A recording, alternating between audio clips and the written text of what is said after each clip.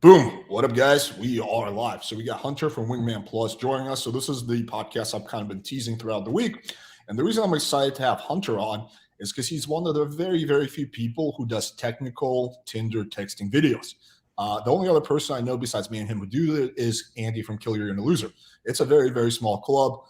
Most of the Tinder advice that you see is like very generic. It's like, oh, don't be needy and shit like that. But like those kind of technical texting videos, they're pretty rare. I don't really see a lot of that.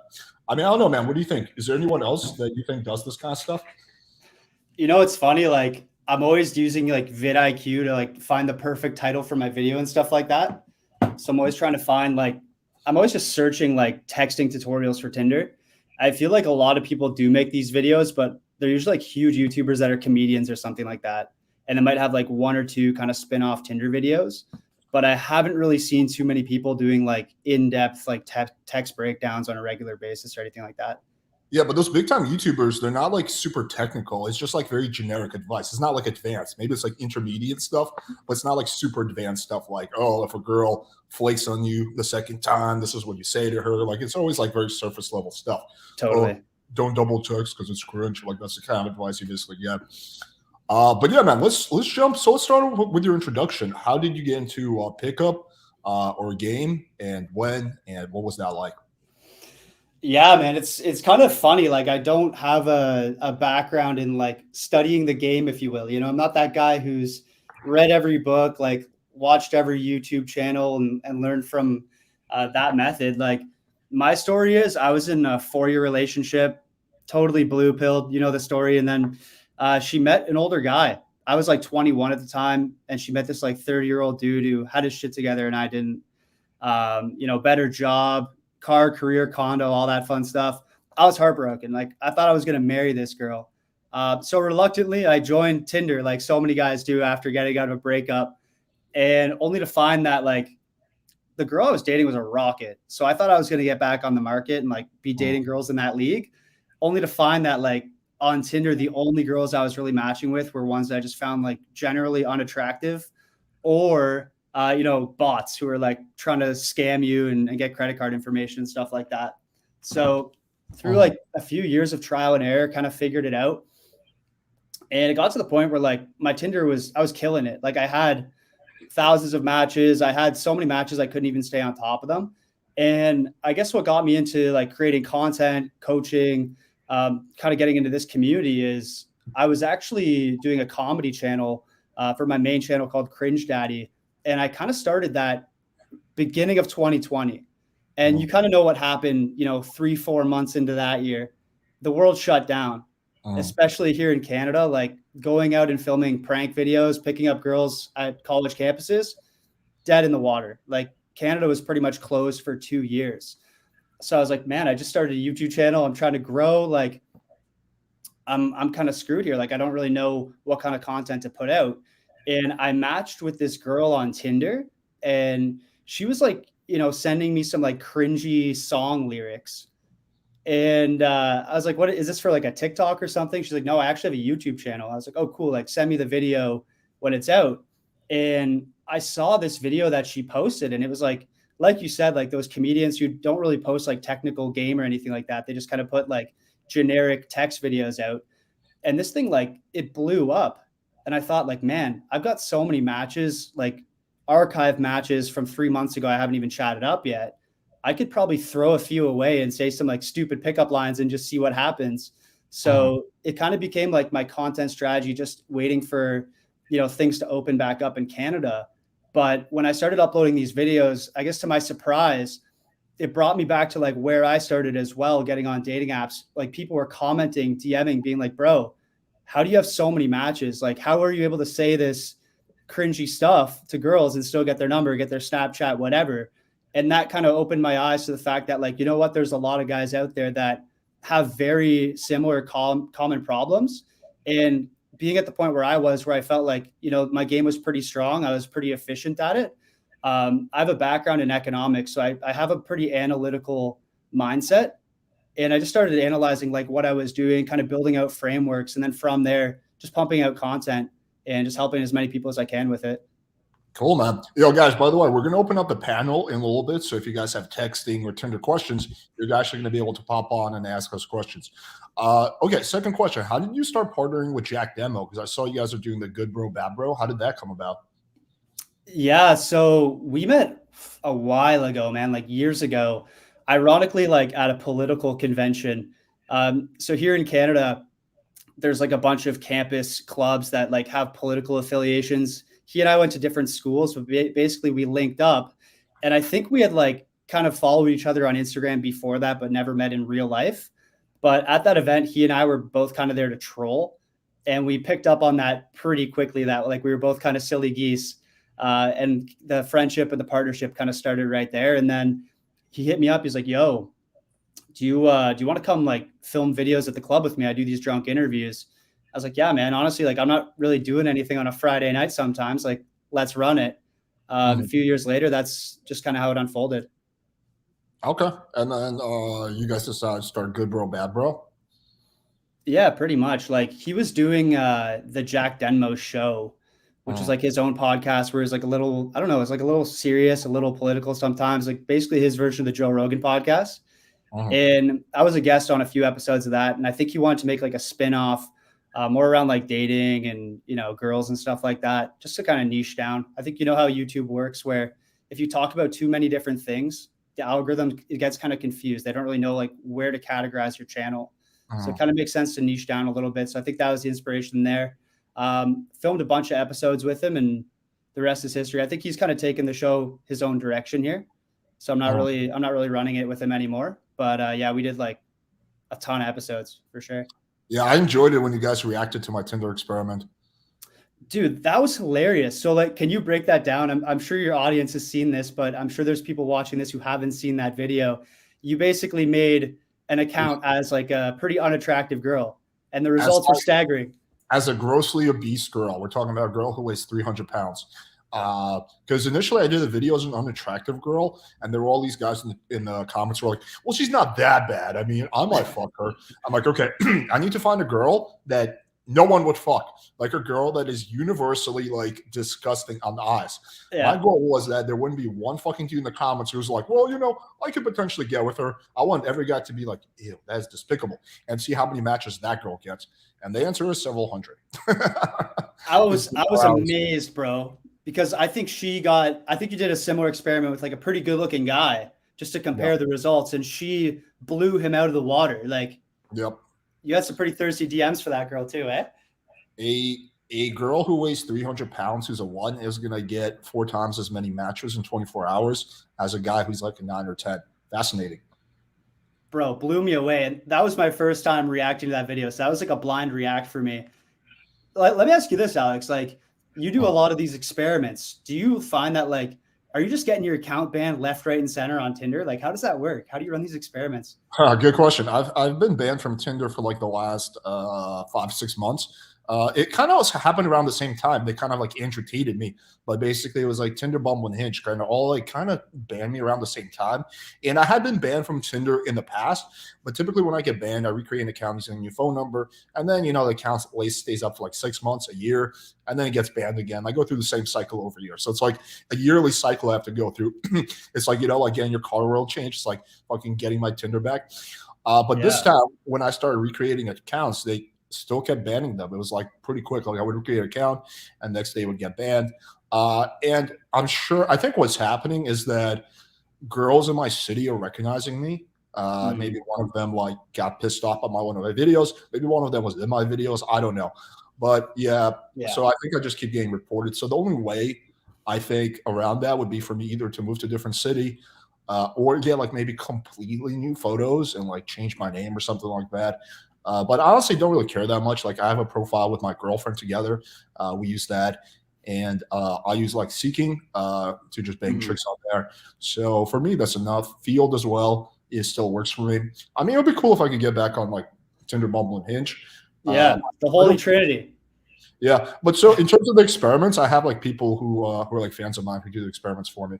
Oh, that's pretty cool. I was gonna say, like, I've been banned from all three of the dating apps a couple times. And like, bro, so many people comment on my videos. I don't know if you've noticed this, but like these dating apps will ban guys and not even give you a reason why. Oh, like yeah, they never give you a reason. no explanation. And it's like you said, like they're Andrew Tating guys out here. Like you could have done nothing wrong, but some girls like Salty or whatever can report you and boom, your account's gone. What I think's messed up though, bro, is like all these dating apps are owned by the same company. Yeah, All of them except for Bumble. Yeah. Match And Group. if you think about it, bro, like online dating, this is going to sound really cliche. I'm sure people will this might rub them the wrong way in the comments, but like, in my opinion, online dating is the place to meet people in 2022. Like yeah, it's good. Everyone's on there. Yeah, I don't think you guys should just limit themselves to online. Like, I think you should, like, meet girls during the day from online, from your friends. Like, I think you want to kind of be diverse. Yeah. But yeah, like if you're a guy who works a lot, online is probably your best bet if you don't have time to go out and do cold approach and shit, for sure. And 100%. I'll be honest, like 80% of the girls I've ever banged in my life came from online dating. Like a small percentage, like 20%, it's still a lot because I fucked a lot of girls. I guess it's still more than like any fucking regular guy, but it's 20%. Kills than Genghis Khan, eh? It's like way more of it is, yeah. But yeah, you know what I was also thinking about with the dating apps is that what was I gonna say? Oh yeah, they like fucking when they ban you, they give you no reason, right? That's fucking annoying. And also, like think about it like this, right? I probably made Tinder and Bumble like tens of thousands of dollars. Like how many guys were going to give up on dating apps because they weren't getting matches, watch my channel, and then we're like, oh, if I get good photos, and then applied it, and then subscribe. And I always say like get Tinder Gold because it's easier. So I've definitely made these companies thousands, if not tens of thousands of dollars. So it's like they're kind of punishing me for referring them business. It's like, yo, imagine like I was like a big fan of yours and I just kept referring clients to you over and over again. And then you were just like a massive dick to me. I send you another client and you're like, go suck a dick, you faggot. I'm like, okay, man, I'll just keep giving you clients. And they're like, like it makes no sense. They should be throwing you an affiliate link, bro. I know, but yeah, they don't give a shit. Like they don't give a fuck at all. That's basically it. Yeah, it's tough, man. Cause like as a guy, their entire business model is basically giving women infinite validation so they stay on dating apps, and then telling guys like, hey, unless you pay us $30 a month, you're not going to see any of these girls. Your profile's not even going to be put in front of them. So their entire business model is built on basically taking money from dudes, but within a blink of an eye, they can fuck you and they won't even tell you why. I think what's messed up is Tinder, Match Group, whatever, they buy any dating app that has a pulse. Like any dating app that's taking off, getting users, they buy them. They're basically building like a huge monopoly, but they have the power to willy-nilly just ban you. Like you said, like all three of the big dating apps banned you pretty much at the same time. Yeah. And they basically have a monopoly on the best dating strategy for men in 2022. Like if you think about it, they should at least give you a reason as to like, why they're not going to allow you to maybe meet your soulmate. I don't know. Am I getting too deep into this or like? No. I think this is a good discussion. I mean, yeah, I actually plan on opening up my own dating app in the next year. But you want to know what's even more messed up? Apple now is not allowing new dating apps to the App Store. Really? Yeah, like the existing dating apps have a monopoly on the App Store. Apple is just, I guess they cut some kind of a deal with Apple. I don't really know what happens behind the scenes. But for now, they're not letting new dating apps on the App Store because I have a buddy who's an app developer, and he designed a dating app or he was part of the team designing the dating app. And like as soon as the dating app was finished, Apple changed their policy and they wouldn't let them on the App Store, which is fucking crazy. Because I've gone through that process. I have an app on the App Store. It's a long, painful, annoying process, but it is doable if you're very diligent. But like for that company, they're never going to get that dating app on there, which sucks because like vast majority of people who use your apps are coming from the App Store. So effectively, if Apple says you can't be on the App Store, that just means like your app is essentially fucked. That's like basically what it means. Buddy, talk about being blown out of the water. So Alex, you're saying you're planning on making a dating app. Like that's pretty cool. What do you think the biggest flaws are in dating apps in the market right now? And like, what would you do differently? So here's what I'm trying to do with my dating app. I want to combine the concept of Yelp with Tinder. So what I wanted to do is there'd be reviews for people you're going to go on a date with. I think that solves several problems, multiple problems. One is that the biggest issue girls have with meeting up from guys with dating apps is safety, right? And catfish, right? Girls are worried they're going to get catfish, and girls are worried mainly about their safety. What if this guy's a serial killer? What if this guy's crazy? Now imagine how much more comfortable a girl would feel if there's like 20 reviews that are verified from other girls.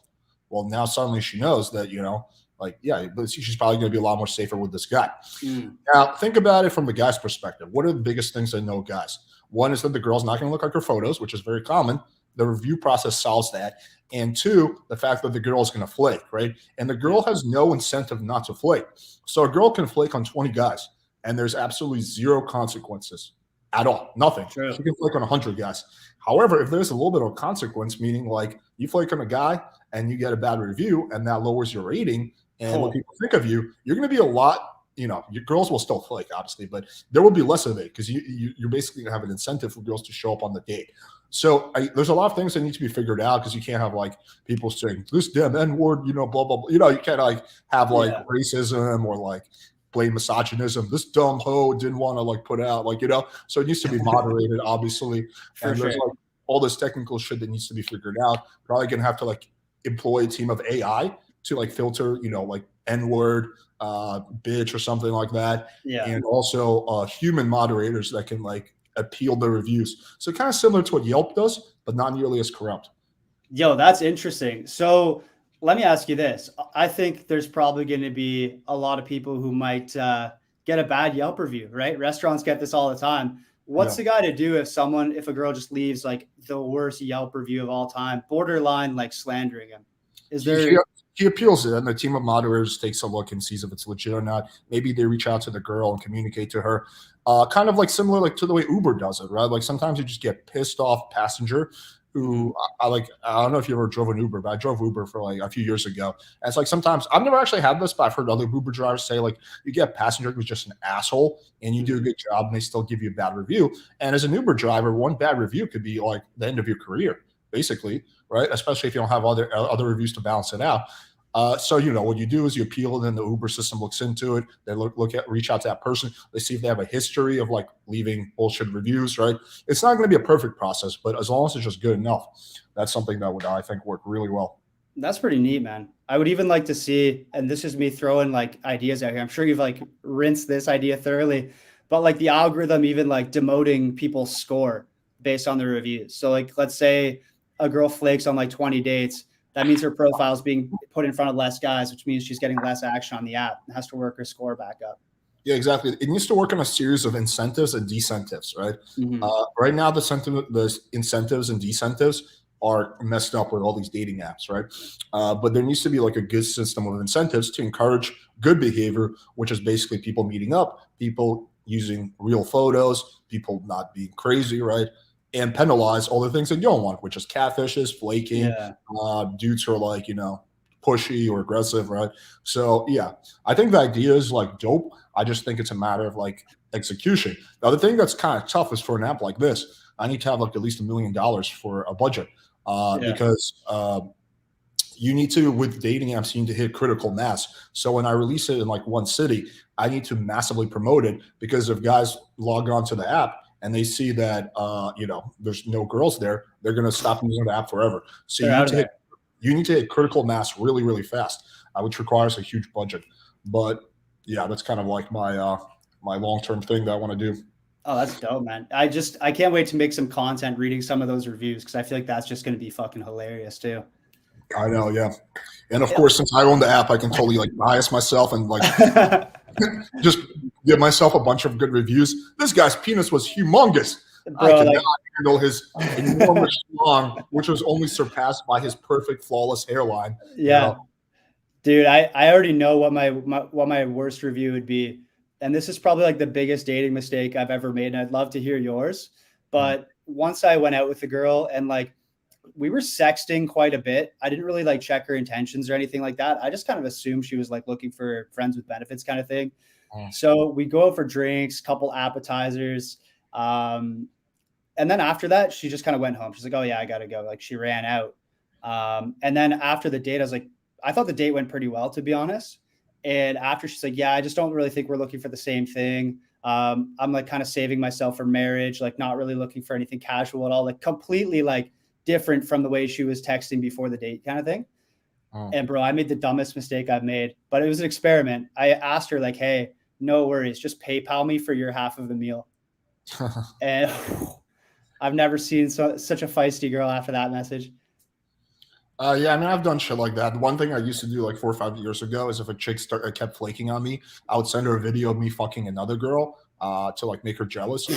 And occasionally it worked, but most of the time it blew things out. Like I blew out a lot of good leads by doing that. Like girls who had been down to like meet up with me at some Yeah. point just got pissed off when I sent them a video. It worked a few times though, and that was interesting. Yeah, that's That one was of those fun. ones you don't know till you click send on it. I know. Yo, Ashley, I was trying to text you earlier. Do you want to pop on in like half an hour and go on a speed date with Hunter? We're going to see if Wingman Plus got that Wingman game. Oh shit. So let me know in the chat, Ashley, and put in the chat if you want to see this happen. But yeah, let's get into like Tinder advice and texting tips and all that kind of stuff. I guess let's start off broad and then just kind of like go more and more specific. Mm-hmm. I think I'm gonna title. Sorry, I have like a cough. I'm gonna title this podcast like "How to Be a Beast at Tinder with Wingman Plus" or something like that. But yeah, I want to help guys, give them advice. Now, look, me and you have already done this on our own channels like many, many times. Mm-hmm. So I think between both of our channels, pretty much every single thing there's to know on Tinder is already out there. But people are really bad at like watching a lot of information and like being diligent with it. People want a lot of information in a very, very short time span, right? That's like people are lazy. That's just like the pattern I notice over and over again. So let's try to help out anyone who's feeling a little bit lazy. Let's go like this. Let's go like 5 biggest mistakes or 3 biggest mistakes that guys commonly make on Tinder. And we're not talking about a guy who's like totally retarded and is like blowing up a girl's phone. Like we know that's bad, but something that like more of the guys who are in the community might make, like common mistakes. And while you speak, I'm just going to get a bottle of water real quick. Yeah, no worries, no worries. So I'd say like the biggest mistake I see guys making, and the guys that I'm working with, is that they're engaging in like more platonic conversations than playful conversations. And this is really easy to get lost in, especially on Bumble, where girls send the first message and they kind of dictate the conversation a little bit more. But what I see a lot of is guys kind of having these, hey, how are you?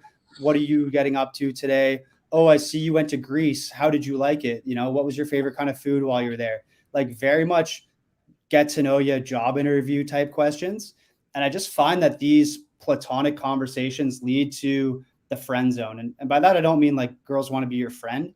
They just view you as like this nice guy who has a pleasant conversation skill, but there's no interest there at all. So I think right off the bat, when it comes to like texting, that's probably the biggest mistake guys are making, is just being platonic rather than playful.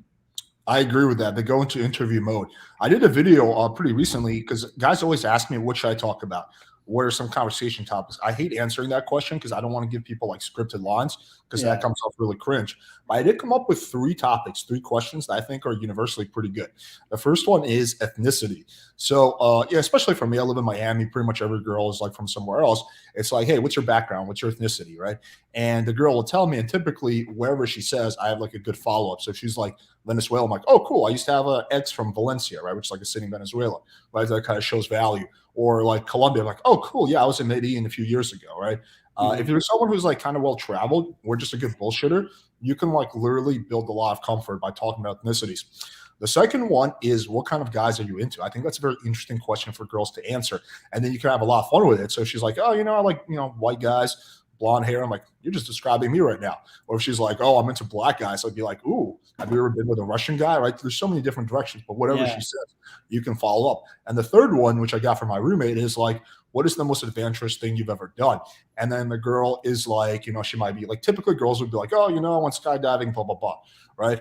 Girls will not go sexual. And then they'll typically say, what about you? And then I'll be like, depends. Do you want to know sexual or non-sexual? Right? I'm just asking questions so she can't get mad at me. And usually girls will say both.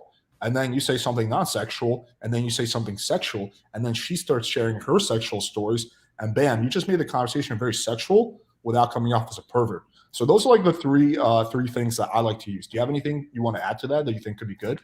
Yeah, I love that you're giving them the option too. Like it's playful. Just the question on its own is playful. Like, do you want something sexual or non-sexual? Like right now, there's a couple lines that I've been experimenting with that I think really open the conversation the right way. Like what I find, Alex, is it's difficult to start a conversation platonically and then kind of throw one of these playful questions in, it's almost like the first 48, like that TV show. Like you've got a limited window of time to make some shit happen on these dating apps. Of course, they're talking to dozens of guys a day, right? So I really like using like an opener that kind of sets the conversation up the right way. I used to tell every girl, like, I can't tell if you're innocent or an absolute baddie. And that line, like, bro, I was getting like 10 dates a week with that line until the internet found it. Now it's pretty much yet rendered useless. But one I've been using, like my version of Hate Trouble. Yeah. yeah. Like, bro, that line for a while slapped, right? Like it was pretty good. You know, lethal, right? I'm going to try that. The innocent or baddie one. Yeah. Yeah. You know, like I've my entire DM inbox right now is flooded with guys and their screenshots and girls like, I've heard this 5 times today. So the line's pretty much toast now. Damn, that's interesting, man, because when I did my Tinder experiment as a girl, I've never actually seen someone use that, because sometimes when I do these experiments, I actually go through the messages and see if guys have any good openers I can copy. Oh, nice. I've never seen that one. Also, I've never seen anyone actually message me Hate Trouble, unless it's like dudes in my DMs trying to be funny. So I thought for a while that like my shit was too popular, but then when I did these experiments, I realized that in the grand scheme of things, like no one even knows who the fuck I am on the Tinder world. But maybe that yours just got more traction or something. Okay, what are some other good ones? Yeah, so one that I've been asking lately is, do you know why I swiped right?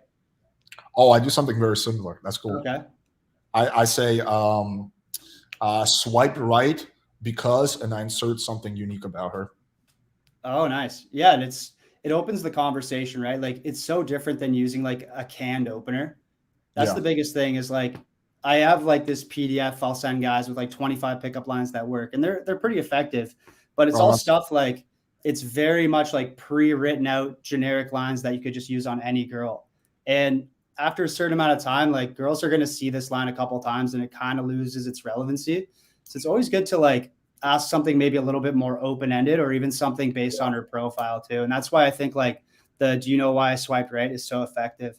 If you guys are watching this video on repeat, we'll have the PDF in the description. If you don't mind sending me over, we'll put that in the description so people can check it out. Yeah, definitely. Sounds good, man. Another line I've been using, this one like just claps cheeks on Hinge, because you can attach a message to your likes on Hinge, which is like a pretty interesting feature.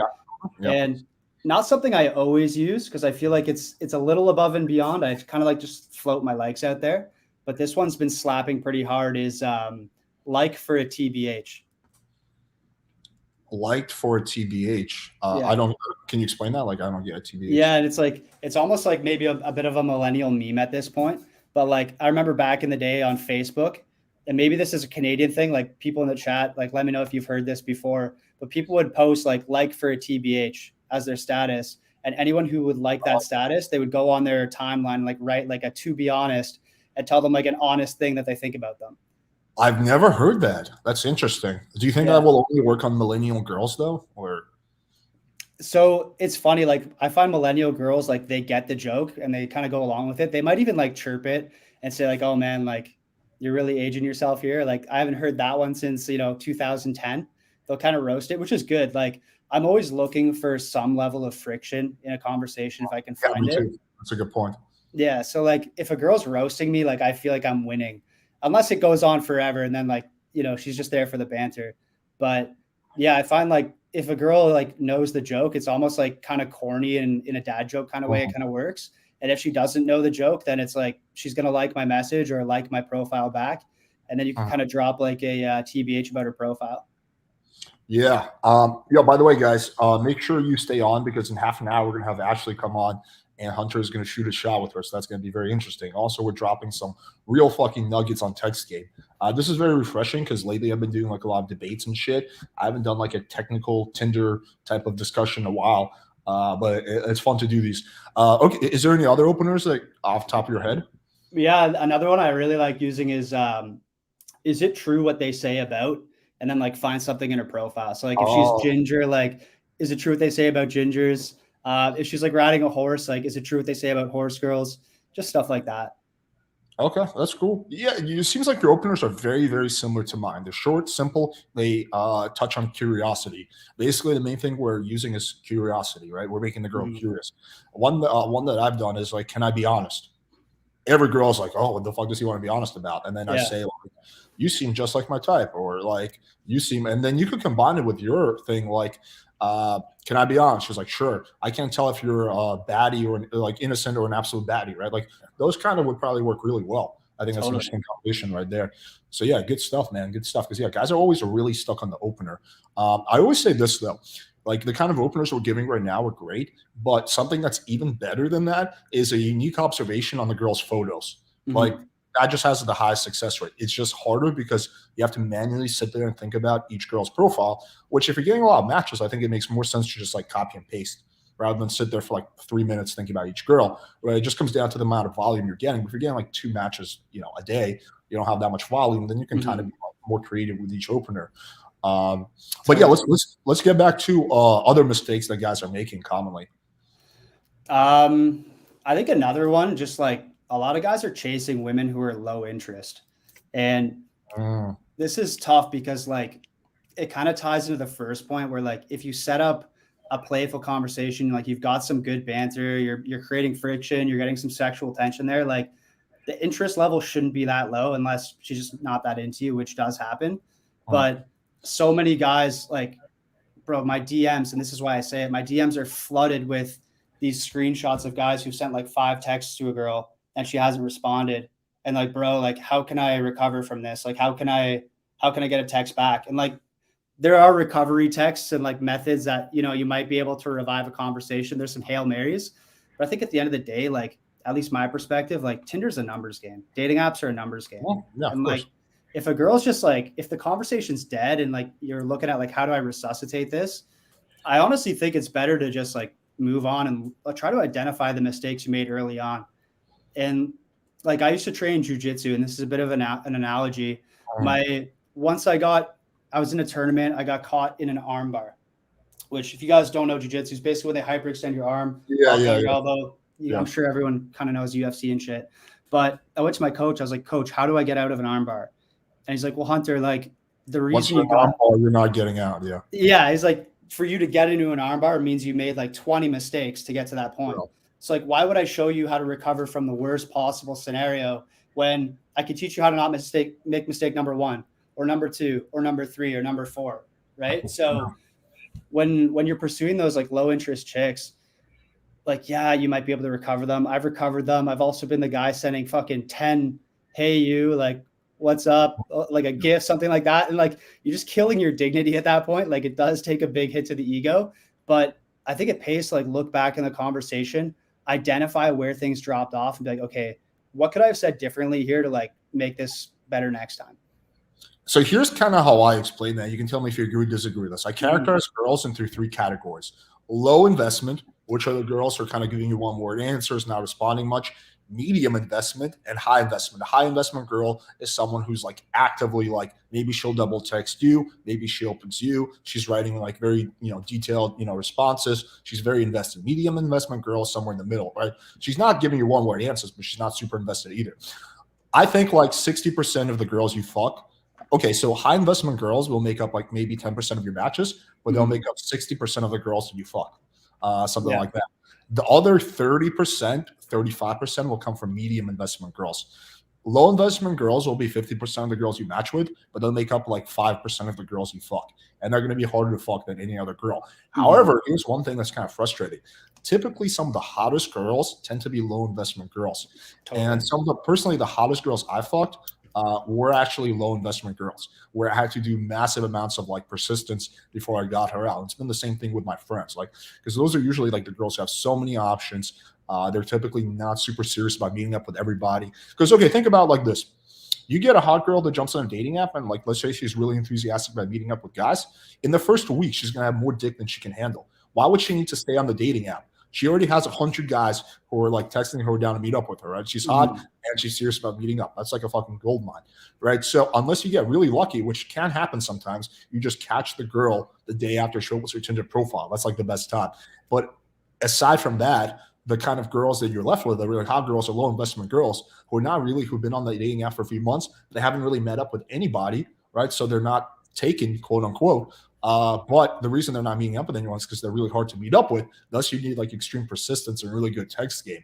One Mhm. crazy story that this chick who was on my podcast told me. she said that, and she's like a hot girl. Like I would say like a 7.5, 8, puts her ass all over Instagram, like the kind of girl a lot of guys are hitting up. And Oh yeah. she's like, she basically told me about some guy that DM'd her 50 times. On the 50th DM, she finally responded, and now she's dating him, right? And I was like, Wow. how the fuck did you not think that guy was a massive weirdo? And she's like, I admired his persistence. I was like, this man is not giving up. Like, he's not being weird. He's just like, being very persistent. I'll fucking give him a shot. And like now they're dating and shit, which is so funny to me. So I don't know. What do you think about that?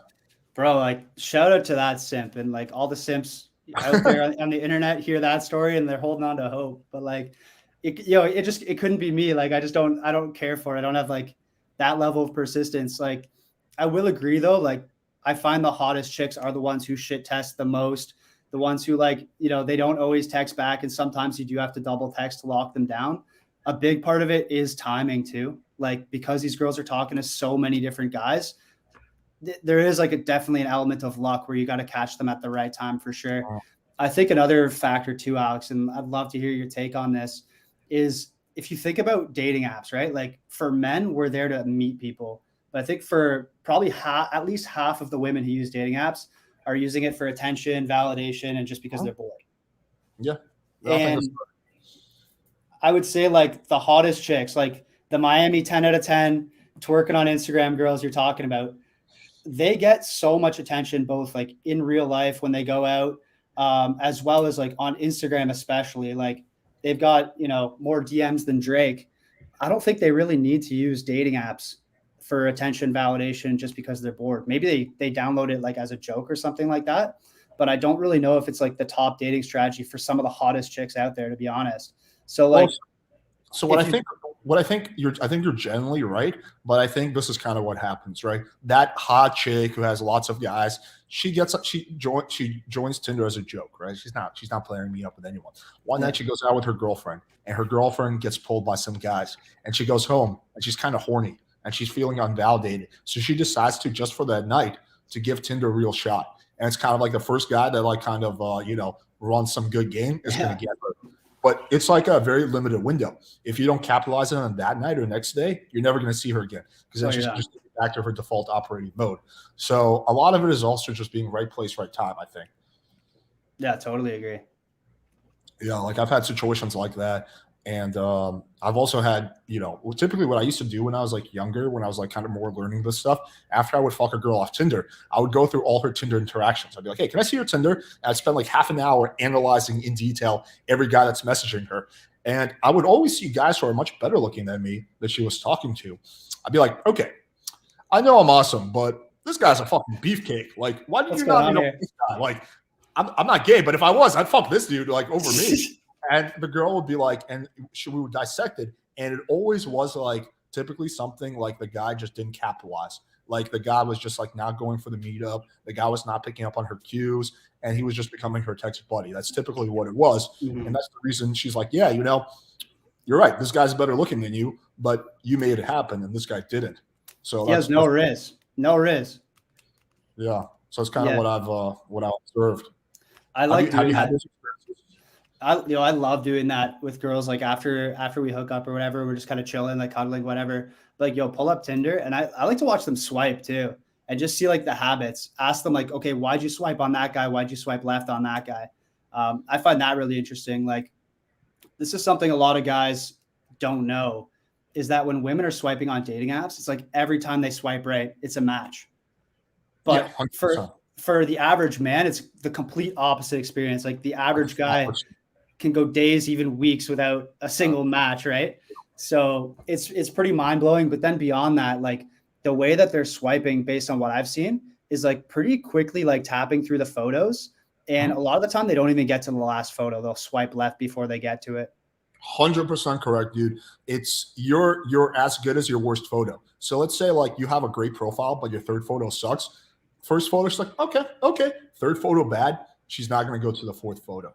Now, assumingly you have a bad photo as your main one, and all your photos are perfect, like 10 out of 10 photos, you're still not going to get matches because she's seen the first photo. So a girl's looking for any reason to swipe left, right? Any reason. So what you have to do is not give her a reason, right? And that's the mistake guys make. So you're as good as your worst photo. You have 4 photos that are like 9 out of 10, 1 photo that's a 5 out of 10, you are officially a 5 out of 10. And it could be like the littlest thing too, Alex. Like you could look at a profile and be like, this guy's good looking. Like, why would you swipe left? And she'd be like, well, his first 2 photos are him and friends. Like, I have no idea which one it is. Like, I'm not going to, be Sherlock Holmes here and swipe left. Like, what I've realized is women are not looking for things they like about you. They're looking for things they don't like. Like, they're looking for red flags, mistakes, just any reason to swipe left and reject you. And like you said, like the key to success, like maximize matches, build a profile that's not necessarily like mind blowing. You don't need to be, Andrew Tate out there smoking a cigar on a jet ski at a private jet. You just need to build a profile that's impossible to reject. Like cast a wide net and don't be too polarizing on it. Yeah, I would even say that Andrew Tate profile wouldn't actually be like, it would be good, but it wouldn't be like ideal. Mm-hmm. I think a lot of girls will swipe left on him because they'll think he's trying to show off. Like going through like back when, and I like Andrew Tate. Like I'm not some Andrew Tate hater. Like I'm generally a fan of Andrew Tate, but like back when his Instagram was up, like I'm like, there's a lot of girls who are going to find this douchey. And I've showed his Instagram to girls on my podcast, and some girls go for it, but a lot of girls are like, this guy's trying too hard. Why is every photo him showing off his car? He's flexing so hard. Yeah, so I'm like, I actually don't think that's the ideal type of profile. You got to be more subtle than what he does, which I think, guys have a really hard time with being subtle. That's why, like, if a guy gets a nice car, it's just a photo of him, like, in front of his car, like, yeah, Lamborghini, motherfucker. Both middle fingers up in the air. Yeah. Yeah. Okay, let's move on to maybe a few more mistakes. What are some other ones that you think guys are making? Okay. I'll add too. Yeah, let's bounce these back and forth. I think a big one is trying to set up dates over the app rather than taking it off the app. And I've definitely had some one night stands where like you can kind of tell in the heat of the moment she's dropping indicators like I'm not doing anything tonight, that kind of stuff, like dropping hints that she's like probably down to do something tonight or like upcoming. And I've had success like getting dates on the app. I think any guy who's got a lot of matches has, but I find it way lower percentage to set it up over the app than taking the time to get her number, get on a more exclusive inbox and set up the date over there.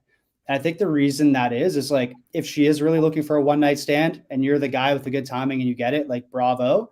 But she goes to bed and wakes up in the morning, you're now dude number 30 in that inbox and you're old news. And that's why, like, when I'm looking at conversations on the dating app, the goal is really to like maximize the interest level and then close, get it off the dating app, get the number, and then set up the number there. What are your thoughts on that? Right. Yeah, like set up the date over text. So I've actually kind of did a 180 on this in the last year or two. So let me explain to you what I used to think and what I think now. So for a long time, I used to think the ideal strategy was, well, the first part of our process is exactly the same.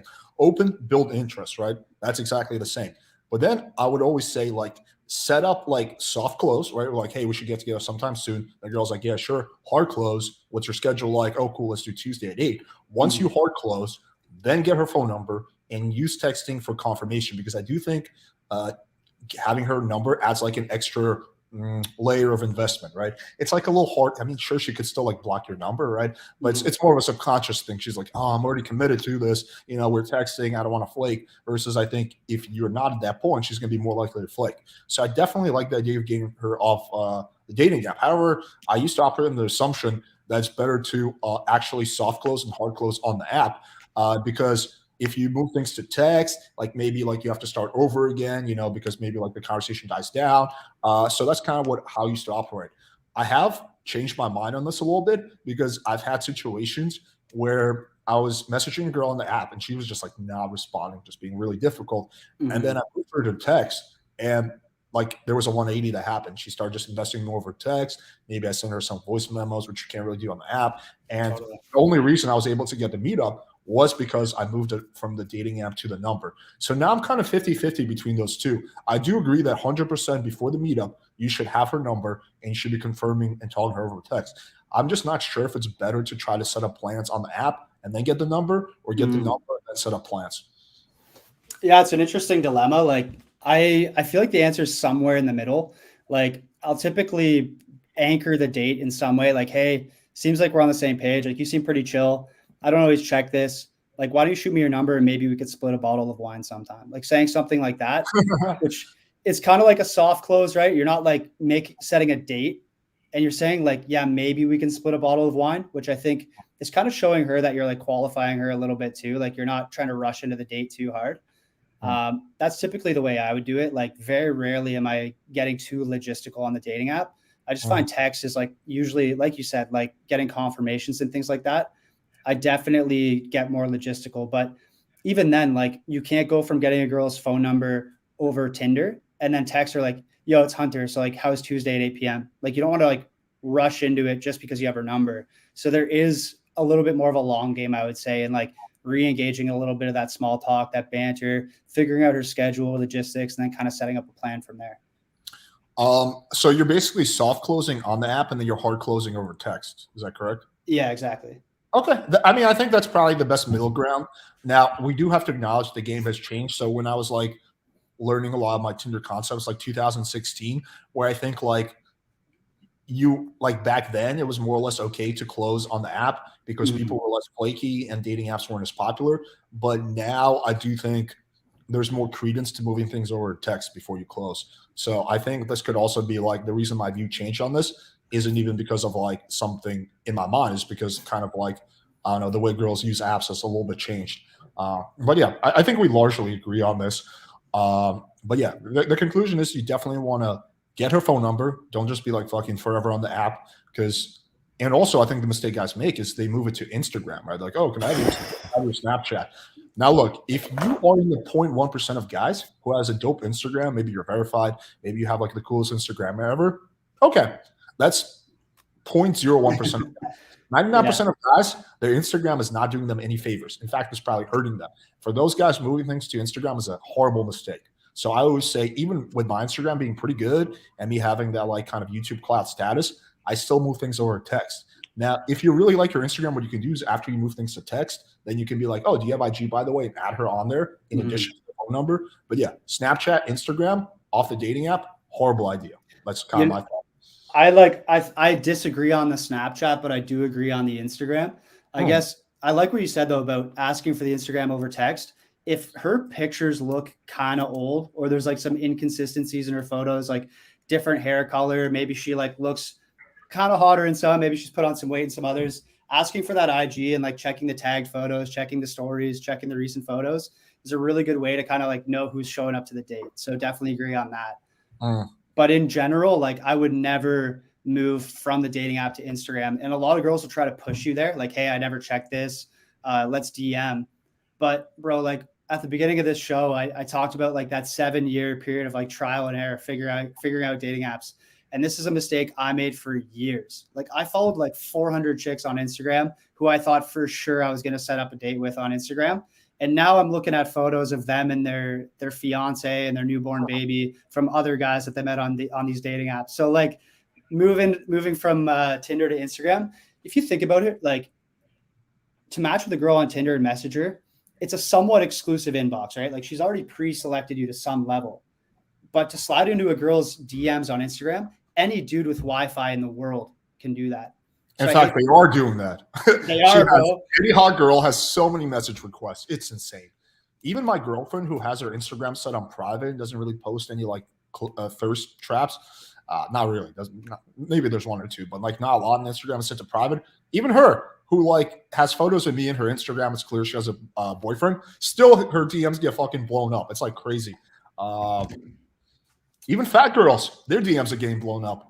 Dude, I did an experiment where I took a sex doll, made a Tinder profile for the sex doll. And that sex doll was getting fucking dope, like crazy amount of matches. It's like anything that might even possibly have vagina, like there doesn't even need to be a guarantee of vagina. Just the potential of vagina is going to do better than any guy. It's fucking crazy. Bro, once I swiped right on a photo of Shrek, I was that thirsty. So I would believe it. Well, at least it was female Shrek, right? No, it was male Shrek. Oh, it's male Shrek. You're just like, fuck it. There was a few different photos, so I figured like, all right, this is kind of verified. Like there's a few different angles here.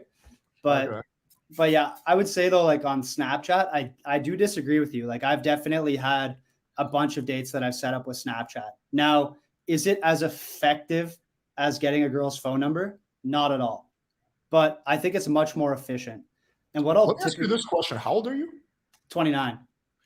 We're the same age range. I was gonna say if you're like 21, 22, it could be like a generational thing, but we're like the same. We're like 20, 29, 32 is like the same shit. Yeah. Can you expand on that? Like why do you feel Snapchat is better than Instagram? Yeah, so I don't do this anymore. Like it's definitely been a couple of years since I've done this. I find like once you hit like 27, 28, you're typically matching with a different demographic on these dating apps. Like it opens you to a different range. And look, bro, like a lot of girls my age, at least where I live, everyone has Snapchat. It's pretty normal. I've seen the TikTok comments. People roast me so hard for using Snapchat. So maybe there's some regional variance here. But no, like I think Snapchat is a really good play. If you're playing the numbers game, you're sitting on hundreds or thousands of matches and you just can't get through them all. Those girls who, like maybe you've got a roster, maybe you got like 4 or 5 girls that you're kind of seeing regularly, like every couple of weeks kind of thing. And you're not really hurting, you know what I mean? Like you could hit them up and get a date whenever you want.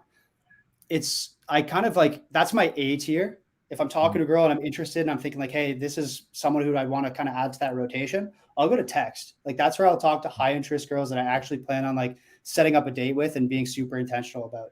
But I also have like more of like a B/C tier on Snapchat where like maybe she's kind of low interest, but I feel like if the timing is right, a date could be set up. Or maybe she's like, she's all right, but like I'm not super interested in her. That's where I'd be like, beauty, like what's your snap? Like let's talk over there. I'll just kind of add them. And then what you can do on Snapchat, which I love, is you can change people's names. So like whatever city she's in, you can make her last name the city, or like after her last name, type the city. So let's say like you're traveling, like you're going to a town that's like 40 minutes away. Just type in, like for me, I could type in like Guelph, Actually, Ontario. big kids Thursday 9:00. Yeah, that's like how my phone goes. 100%. Like you can categorize well, and like the search function in Snapchat's great. So like you could send a selfie and be like, hey, you still up? Or like, what are you doing later? Bomb that out to like every girl in the city that you're in. And you can actually get some hookups just by doing that. So that's why I kind of do like Snapchat. It's very efficient. Do you post a lot of stories on Snapchat? Yeah, for the wheels, you definitely want to. Like similar to Instagram, I wouldn't post like a selfie every day or anything like that. But if I'm doing something kind of interesting or like kind of lit, I think it's a good idea to throw a story up, because girls will swipe up on that and be like, oh, like, where are you? Like, let's say you're at a basketball game or like out at a festival or something like that. Maybe you're at the club, you got a bottle, like whatever it is. It does help to flex a little bit or just kind of show that you're out doing interesting shit. Yeah, I feel like if you're going to do the Snapchat angle, you have to be like posting stories somewhat regularly. I mean, I try to be open-minded to shit, because I did have a buddy who's a bit younger than me, but he was baiting a lot of hot chicks, and he was like, dude, Snapchat is like a big source for that. But he was actually like kind of saying what you're describing. He was going out to like bars and partying and doing cool shit, and he was always posting stories. He would post like, a Snapchat story at 1 a.m. and then maybe a few girls would hit him up, and then he would like, capitalize on those. So yeah, I can see how it would work. I can see how it would work. Okay, let's maybe do one more common mistake that guys are making. Yeah, definitely. So this is one I do in like every video you see me doing where I'm going through my text game. And I usually post these on the shorts. Like I try to post like one chat a day kind of thing. Specifically more on like TikTok, Instagram, but I'm trying to hype up my short game here on YouTube too. But I'll basically go like open to close, like pickup line down to getting the number, getting the Snapchat, whatever. You'll see me do this in pretty much every video across the board. And that's asking for her intentions. Like just saying like, yo, like, what are you looking for on here? And I do that too. That's you funny. Do that too. Okay. I'm interested because I didn't know if you would agree with that. And like, I have a lot of guys who like, they also crush on dating apps, my friends, clients, whatever. And some of them don't do it. And they still like manage to pull. But like, based on my experience, like I want to know what I'm getting into. And by asking for a girl's intentions, especially when the conversation's flowing well, it's high interest, it can be a bit of a stop sign and saying like, hey, like, let's stop here and like check the intentions. Some girls just might flake after that. Like they might not be that serious. They might just drop off the conversation, which I think is a good thing because it shows me that they're not that serious. They kind of like the banter, but they don't really want to like meet up for a date. But I've learned this the hard way, bro. Like I've taken girls out to dinner who just wanted to hook up, and I've tried to set up a Netflix and chill with girls who wanted a relationship and want to take things slow. And I assumed by the way that they were texting me what their intentions were, when in reality, like sometimes girls will sext, but they're actually not down to like hook up on the first date. Sometimes girls will be like a little more conservative and like seem a little more shy, but they're the biggest freaks. Well, That I can imagine. I've had that where girls who are a little bit more conservative are texting, but they're big freaks. I've never had a girl who's like sexting though who wasn't DTF. No, I've never had that happen. But yeah, I personally I don't do dinner dates ever. Like you have to date me for like a year for me to take you to dinner. That's basically what my girlfriend realized. Yeah, for me, I only do two types of dates. One is straight to my house for a bottle of wine, and two, meeting at a bar that's very near my place, walking distance. I don't do any type of other date. Oh, if the girl doesn't drink and she doesn't feel comfortable coming straight over, I say, let's take my dog for a walk, which is basically like, let's go back to my house, but we're going to hang outside for like 10 minutes. But yeah, those are only three types of dates I do. And I think that's a lot better. I definitely tell guys never do dinner dates. Like, like I think Oh, it's a dude, waste of time. 100%. Like you don't need to spend. I was about to say $50 with inflation. You can't buy dinner for $50 anymore. Like you don't need to spend $100+ to get to know someone and find out if you vibe or not. Like you can tell within 3 minutes of meeting someone whether you vibe with them. So I agree too. Like I think the best play is, and like what I do is like, let's rip a wine night, watch some Netflix, listen to some music, whatever at my place. But if that doesn't work and like they're like, hey, I'd prefer to like meet in public or something like that, very similar. Like no worries. I live by a couple bars. Just like pull up to my place. We can go walk to a bar and just see where the night goes. Yeah, you can definitely do that.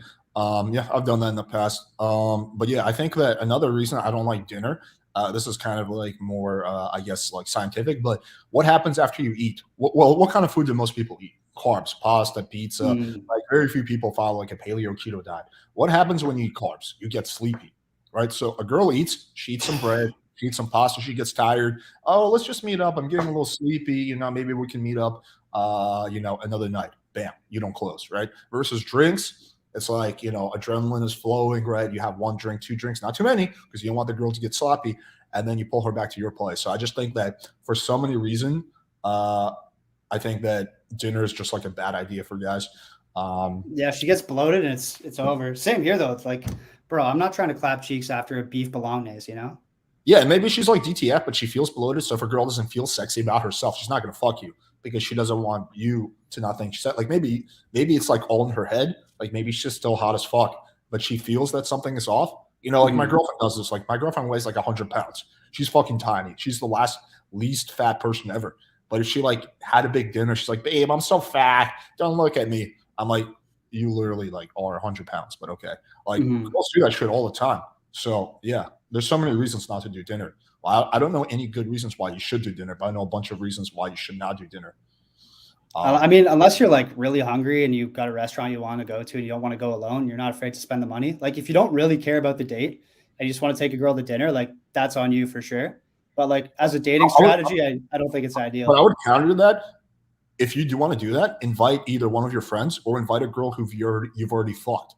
Right? Just bring a girl that you're already fucking. Right? There's nothing wrong with that. But I wouldn't like a girl you haven't had sex with yet. I would never recommend that. I'd rather like fucking eat by myself than do that. I don't know. Maybe that's like a personal thing. Do you think like a girl you've been seeing, maybe you've been clapping cheeks for a while, like going on actual dates, like taking her out to dinner and stuff like that, taking her to events? Do you think that's like leading her in a certain direction when maybe it's not like really within your intentions? Like it does kind of give boyfriend vibes, right? It really depends on what you want. If you want to date the girl, then yeah, sure, definitely do that. But if you're just trying to stay casual, yeah, guys will often be like, I don't understand. These girls, like, for some reason, I've told her I don't want a relationship, and she's like, keeps thinking we're gonna date. I was like, okay, well, what do you guys do? Well, yesterday I took her to meet my parents. The day before, we went to this fancy restaurant, then we went on this trip. I'm like, when you start treating her like your girlfriend, she's gonna think that's what you want, right? Or if you treat her like a fuck buddy, then she's gonna think that's what you want. So that's why if I'm looking to keep things casual, it'll only be like straight to my place for a bottle of wine. Doesn't mean like you're like being a dick to the girls or kicking them out or like being like whatever it is that people think like you should do. Like you're still being chill with a girl, you're still hanging out, cuddling, whatever, but you're not doing like girlfriend type of things. Totally. Yeah. Yeah, I'm with that. So Alex, you were saying you and your girl have like a shared dating profile. How does that work, man? She gets a little annoyed when I put our like sex life on the internet. Fair. I'll have to tell you privately, but it's kind of what you can imagine. Let me ask you this then, because what I was really trying to understand, and like, again, feel free you don't have to answer this, but like I see these couples on dating apps and like typically I find like a lot of them, maybe they're looking for a third, maybe like the girl is down to like, hook up with another guy on the side kind of thing, like married couples. What would you recommend for like a single guy who's trying to like, get in that situation? Like, what's the best approach there? Is it good to be Oh, direct? Is it good to play a long game, short game? Like, what do you think? I don't know too much about that because I haven't actually ever been like the dude that's trying to like have threesomes with like like a couple. What I used to do, this was a while ago, like 2013, back when Craigslist casual encounters was a thing, which was a fucking gold mine. I used to like bang dudes' wives, so they'd be like, "Hey, fuck my hot wife." I'd be like, "Okay, sure." And then it's like you send the dick pic. They're like, "Okay, cool, yeah, my wife wants to fuck you." So you bang the guy's wife while he like jerks off in the closet or something. Whoa. I used to do shit like that, but with Craigslist, like casual encounters, it's a lot more direct. There's no like real game involved. It's just like have Mhm. good photos, respond to the emails, like don't do anything weird, and you're gonna fuck this guy's wife, like basically. Um, but yeah, I don't have any experience like doing it like on Tinder or something like that. Mhm. That's just like doesn't it, like I just don't like the idea of other dicks in the picture. Like I want my dick to be the star of its own show, like Dave Chappelle says. So if the guy's in the closet jerking off, okay, that's one thing. But I don't want him like anywhere near like my penis, like you know what I mean. Yeah, So you're not trying to make like tip to tip contact there.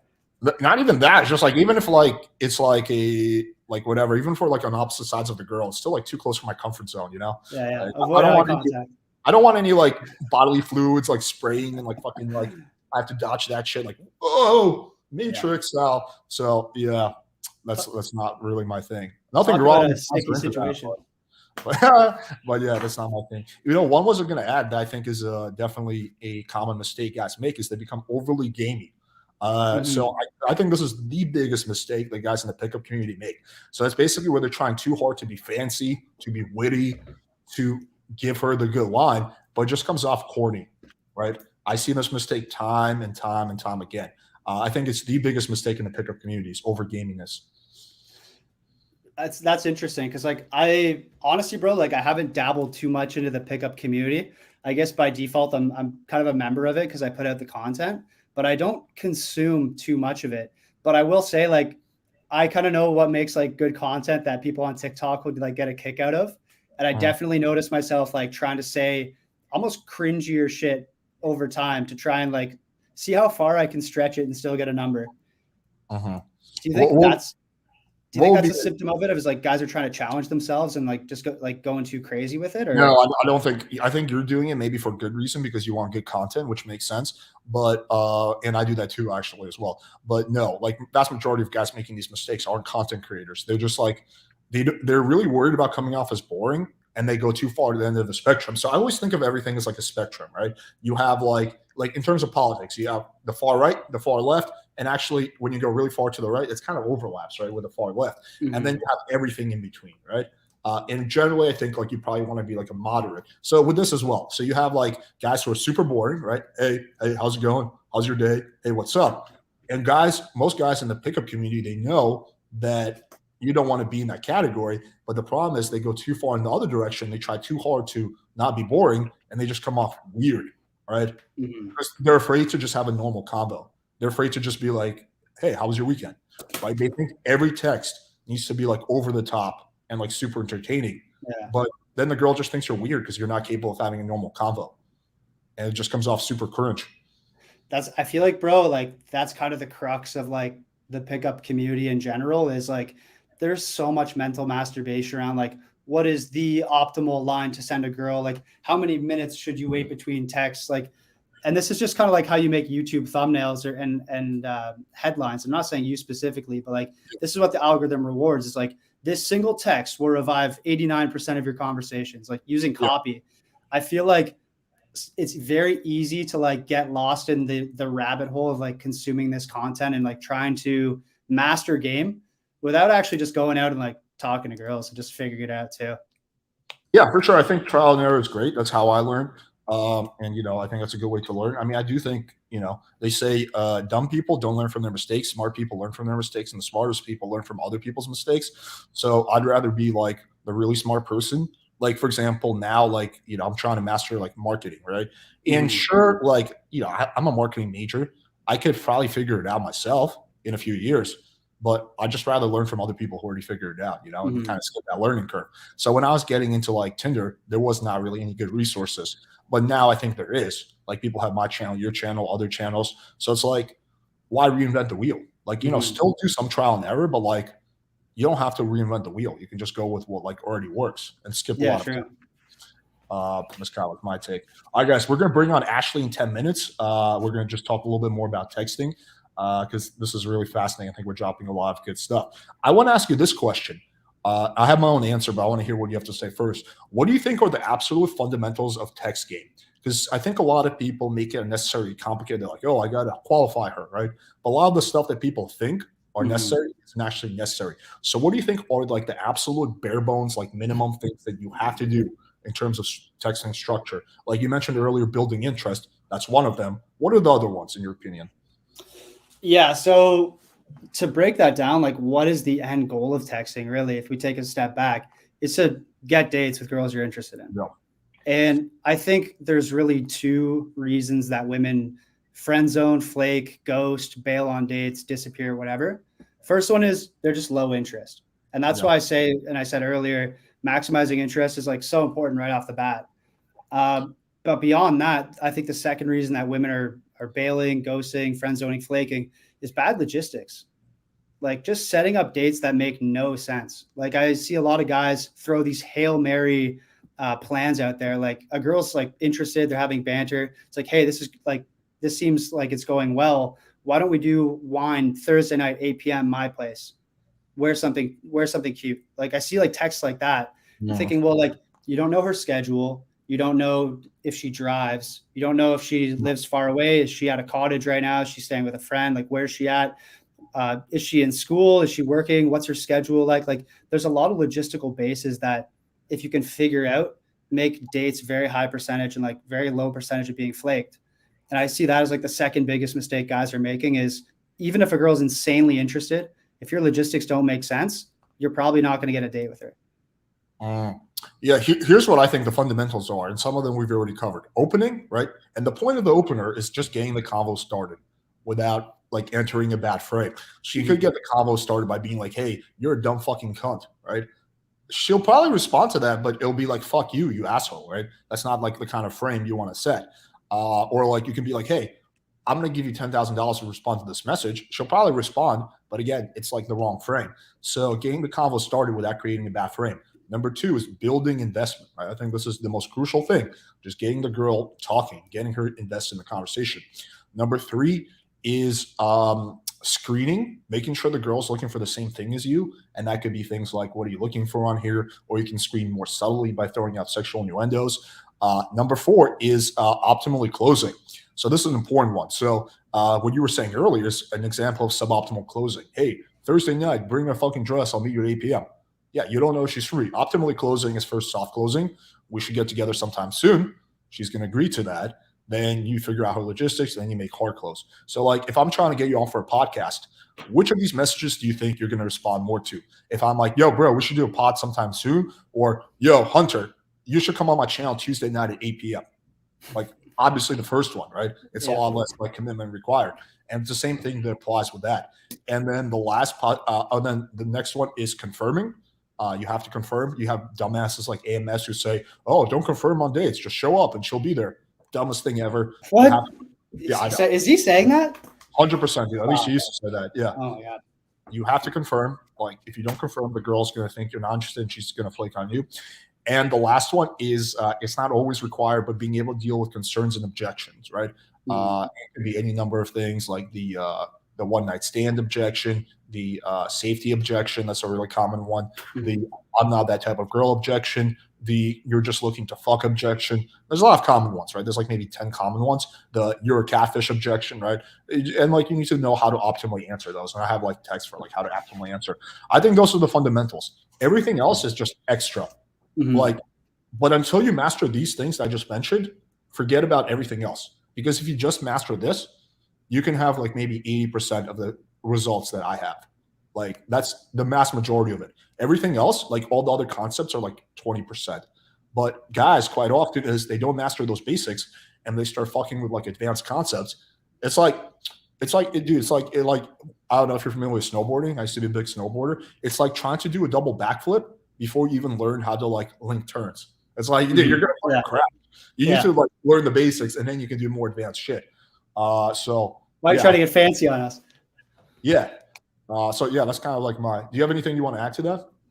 Yeah, like I think I break the framework down a little bit differently, where like I really separate the texting over the dating app and texting when you get the number. I just really think it's like important to separate it. So I really look at it like engaging in some good small talk to really like maximize the interest level. Once the interest level is like pretty high, you've handled like a little bit of shit tests. You've got kind of like the buyer framework there. Just checking her intentions. Once you have her intentions, if you're on the same page, matching her energy, and then from there, like closing it, getting her phone number, just moving over to text. And then from there, just re-engaging a little bit of that small talk. Ideally, like if you got an inside joke that you got from the Tinder conversation, you could throw that in there. Then I like to seamlessly flow from like that small talk into logistical questions. And they're almost like get to know you questions disguised, logistical questions disguised as get to know you questions. Like, oh, like, what are you up to this week? Do you have anything planned? Like, oh, true. Like, do you work nights most days? Like, da da da da da. Getting the logistics down. From there, anchoring the date to something. Like, I always like to like kind of give an idea of what the date will be, whether it's like. Yeah, that's very important. Yeah, you're right about that. Because I find women, like guys, the way we. Yeah. Like, as guys, we're very like, just tell me the time and place and I'll be there. Like we don't have a lot of other variables. But with ladies, like they need the time, the place. What are we going to be doing? So I know what to wear. So I know what to eat before. Like how should I do my makeup? How should I do my hair? Like how many butt plugs should I pull up my ass? Yeah, like all these like things to be figured out. Are the stars aligning that night? Like there's a lot of other factors, right? So I think like anchoring the date to like an activity, kind of letting her know like what you're planning on doing, and then just solidifying the plans, like making them concrete. I'd say that's the framework. I think we're talking about the same thing. We're just describing it a little differently, but I actually think we're like pretty much in agreement. No, it's not BS. Check out the video, type in PWF AMS, and I actually have a clip of him saying that. So I don't know if he still says that. Maybe after he saw the video I made, he realized he was a dumbass in terms of that. But yeah, I have a clip of him saying that. You can find it in my AMS video. Bro, I feel like there's some beef here. I don't know what's going on here.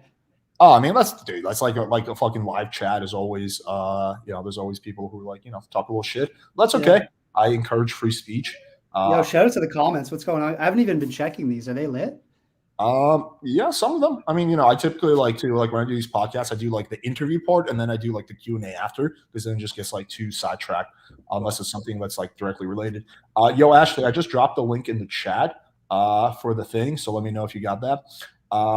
Okay, while we wait for her, let's go through a few more things. So here's another advanced concept that I think is something that very few people know how to do correctly. Even guys who are getting a lot of pussy, they haven't mastered this concept.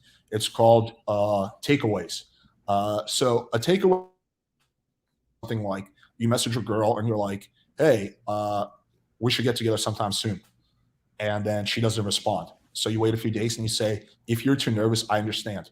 You're taking away, right? You're pulling back. You say, hey, you free Wednesday or Thursday night? And she doesn't respond. So you say, don't think too hard now. Mm-hmm. She flakes on you a few times and you say, I genuinely didn't take you for the flaky type, right? You're pulling back. Takeaways are super powerful if used correctly at turning around situations where the girl is being non-compliant. But you have to use them appropriately. The mistake guys make is they use the wrong takeaway at the wrong time, and that comes off super cringe. So do you do stuff like that? Do you do takeaways? Yeah, it's interesting. Like I actually had a client, and I don't know if he's working with another coach. I would love to shout someone out, but this is one that like I learned from him, and it's just like the first one that comes to mind is he said like, did you get abducted by aliens? Like if a girl just ghosts, or maybe like you're setting up the plans for the date, and then like night of, you're trying to figure out like she's coming over, and then you just get silenced. I really like that one. Mm-hmm. Hell yeah. All right. Ashley's joining us. All right, guys. So we're going to do the speed dating. And then afterwards, we'll discuss a little bit about game. And then we'll probably cover a little bit more of texting because I think there's a few things that I think we still need to talk about. I think we're about 3/4 of the way done with texting. We're going deep. What I think would be cool, Hunter, if you're up for this, is if we evaluate each other's Tinder profiles. What do you think about that? Yeah, that'd be cool, man. I was going to say, before Ashley hops in here, I am deep on the water right now. I might need to run to the washroom. Yeah, me too, actually. So, no worries. So if you gotta take a piss, I'm gonna take a piss too. No Okay. homo. BRB. All right, cool. All right, guys, we'll both be right back. We're pissing, but in different places, so it's not gay.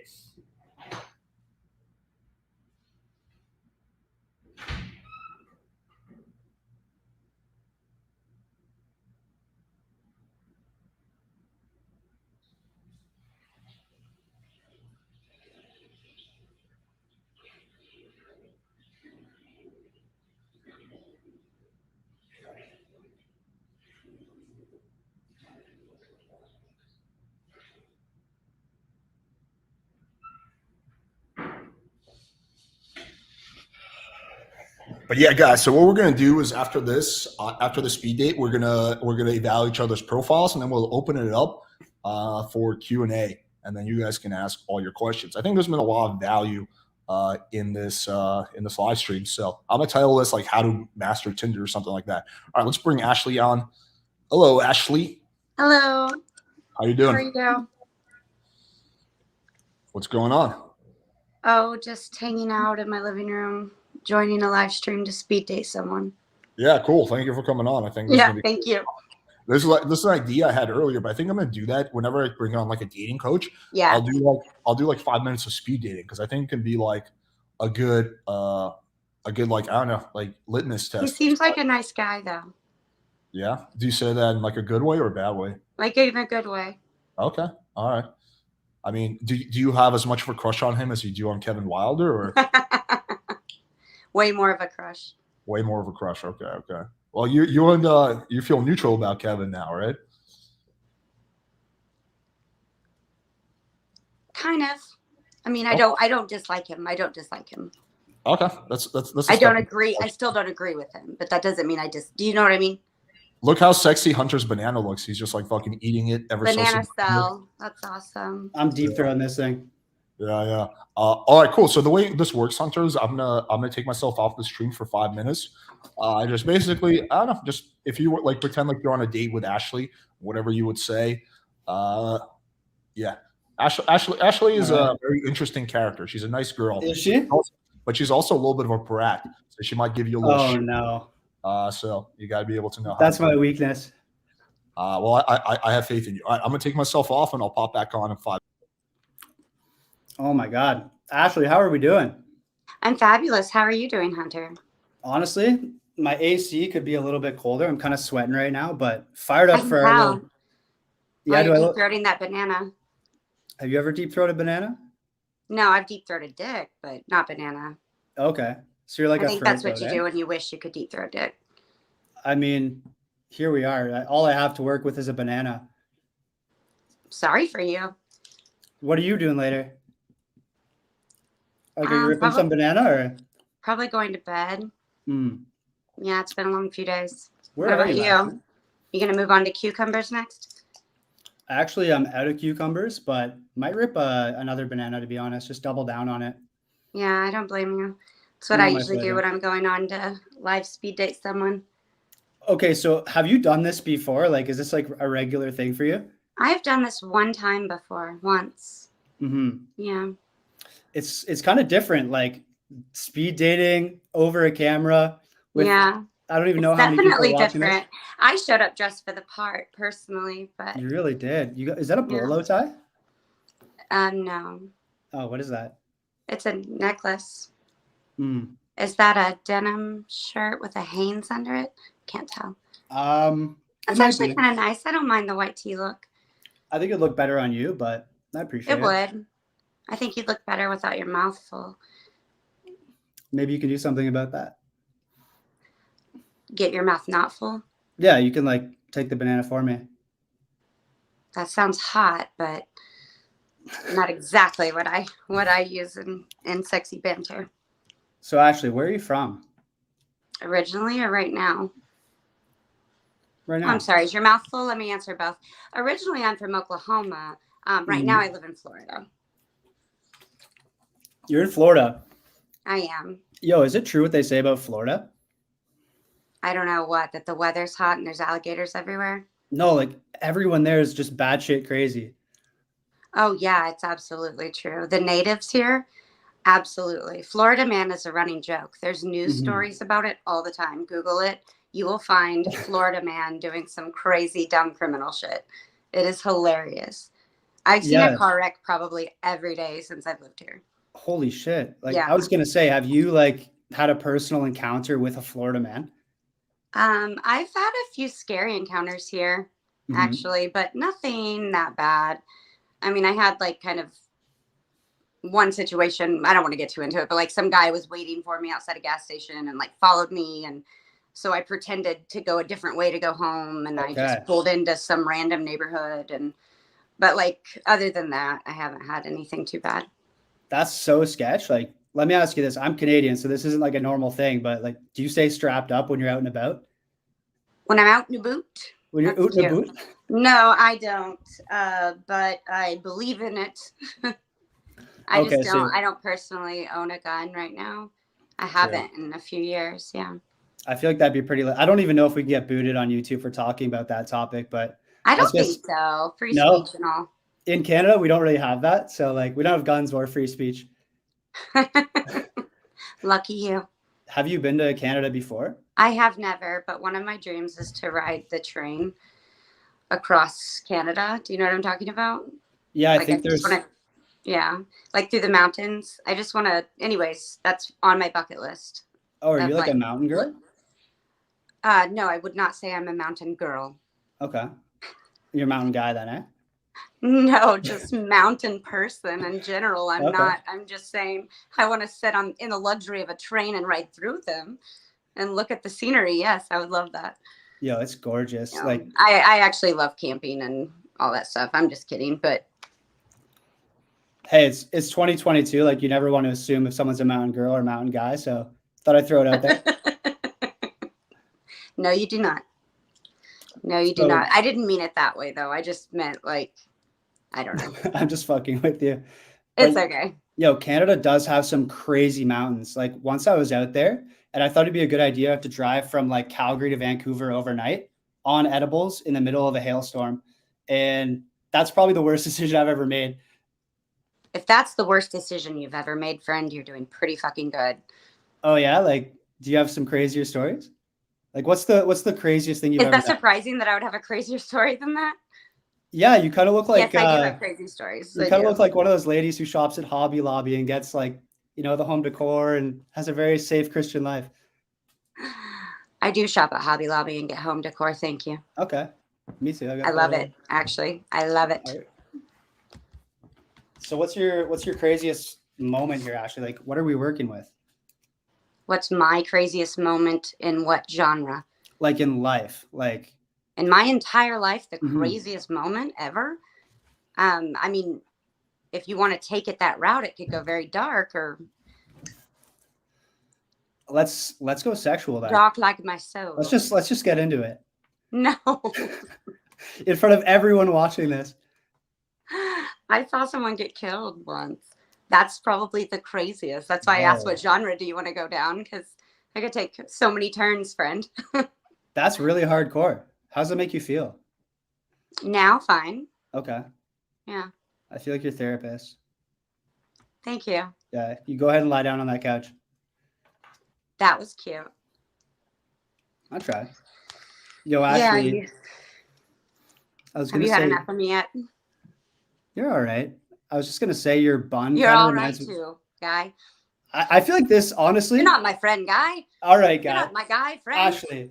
Okay. I feel like for a live stream in front of like all of these people watching probably the cringiest first date of all time, I would say it's going pretty well given the circumstances. Oh, it's not the cringiest, trust me. Have you had worse? It's not bad. Do what? Have you had worse? Yes.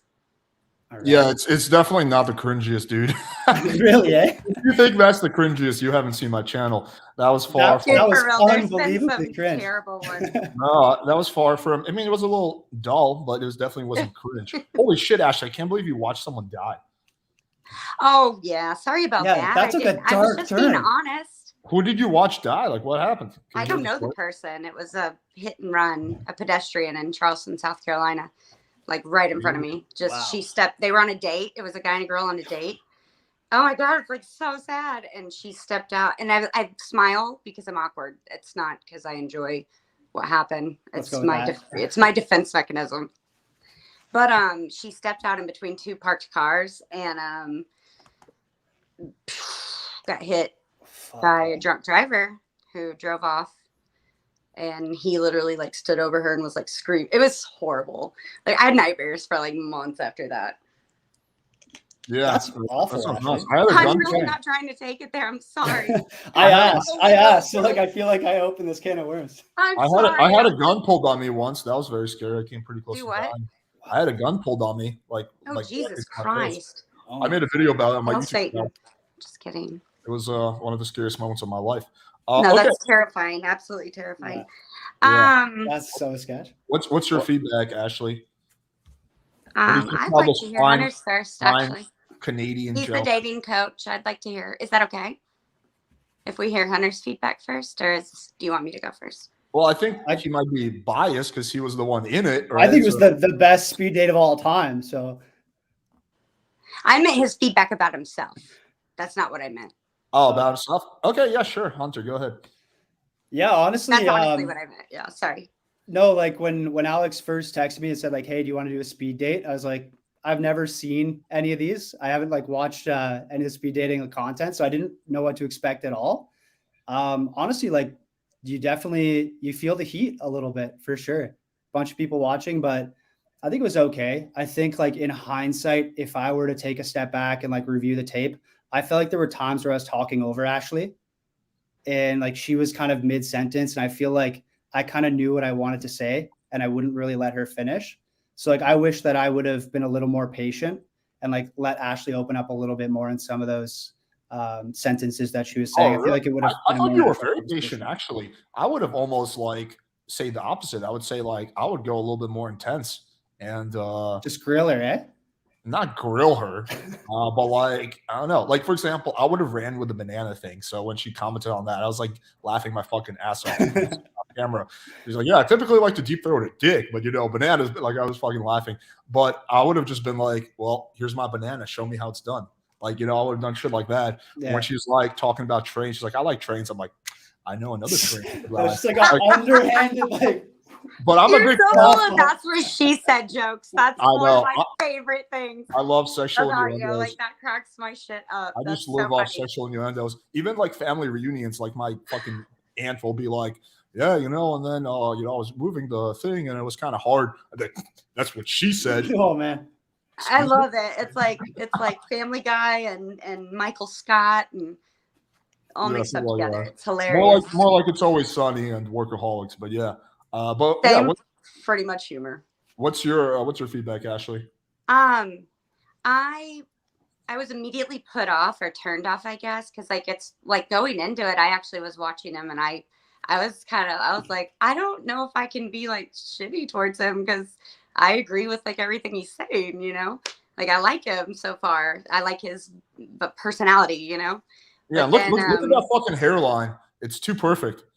Oh, it's getting there. It's coming back a little bit. Don't give me too much credit. But then he showed up. What does this guy think he is with this fucking perfect hairline? Like, I saw the Elvis movie and I had to copy that. I don't have any hair loss. I'm so cool. Yeah. Sorry, go ahead. But then he showed up and I'm not trying to be rude, I'm just being honest.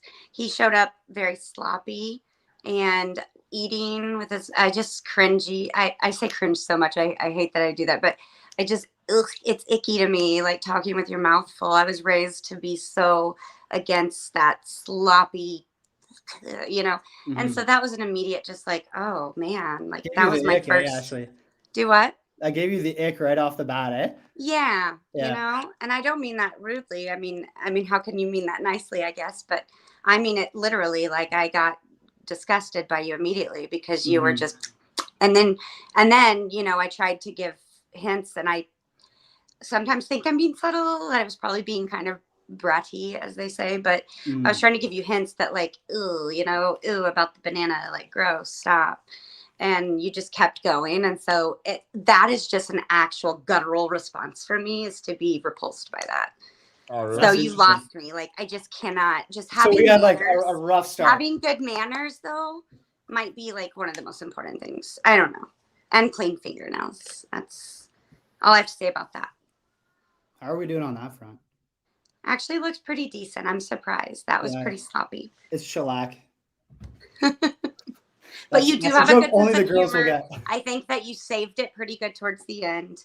Had you not had the icky factor from the beginning, I probably would have been different. You know what I mean? But I Tough appreciate start, it. It yeah. was really fun.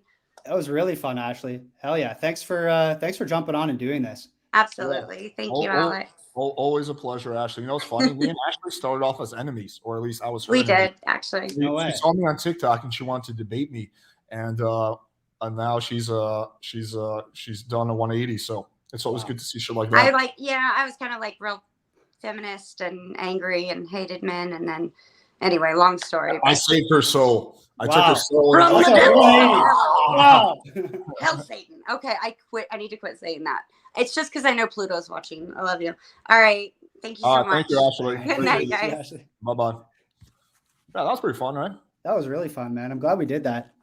Yeah, I do these like once or twice a week. But this is different than the way I usually do it. Usually I do it like this is more of like the VIP speed dating, right? Usually the way I do it is I bring the girl on and I bring the guys on only for 5 minutes. But this way I did it in reverse, where I only brought the girl on for 5 minutes.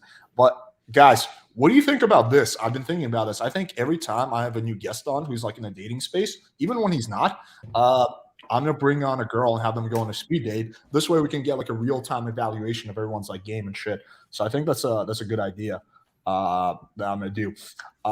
Okay, so yeah, let's get back to what we were discussing. So I bet the chat loved that one, eh? yeah, they were like I would say 80% positive.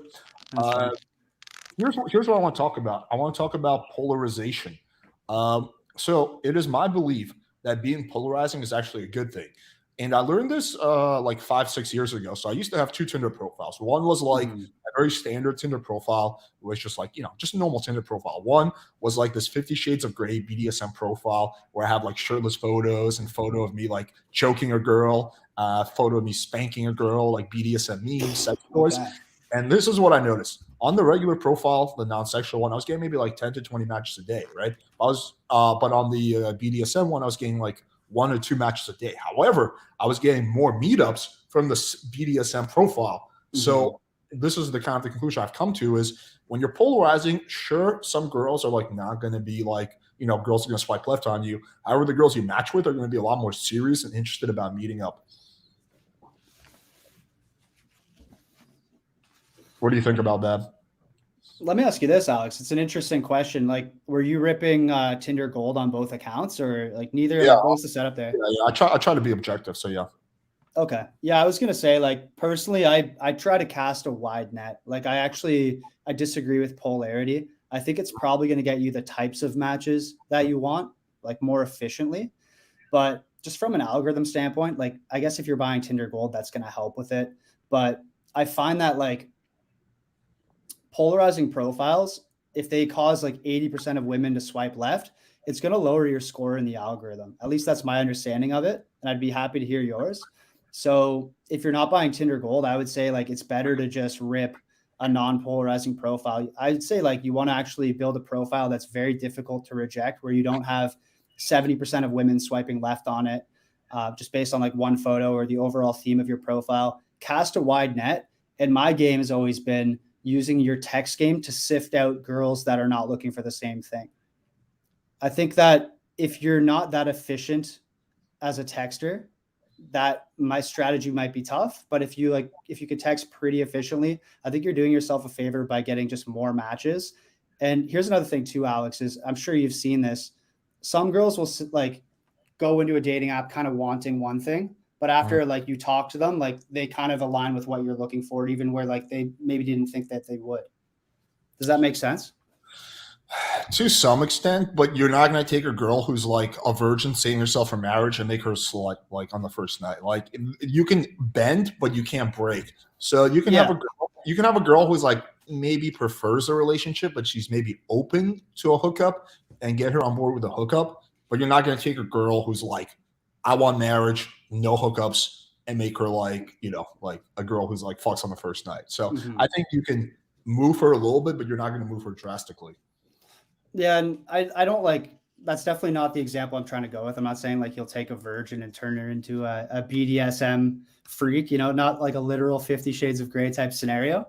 But I think polarity and like being polarizing, I think there's a geographical factor as well, where like I'll give you an example. Like if you were to post a photo with guns, you're at a shooting range, maybe you've got like a MAGA hat or something like that. If you throw that up in New York City, you're not getting any fucking matches. Like there's a very, very small demographic there that would be into that.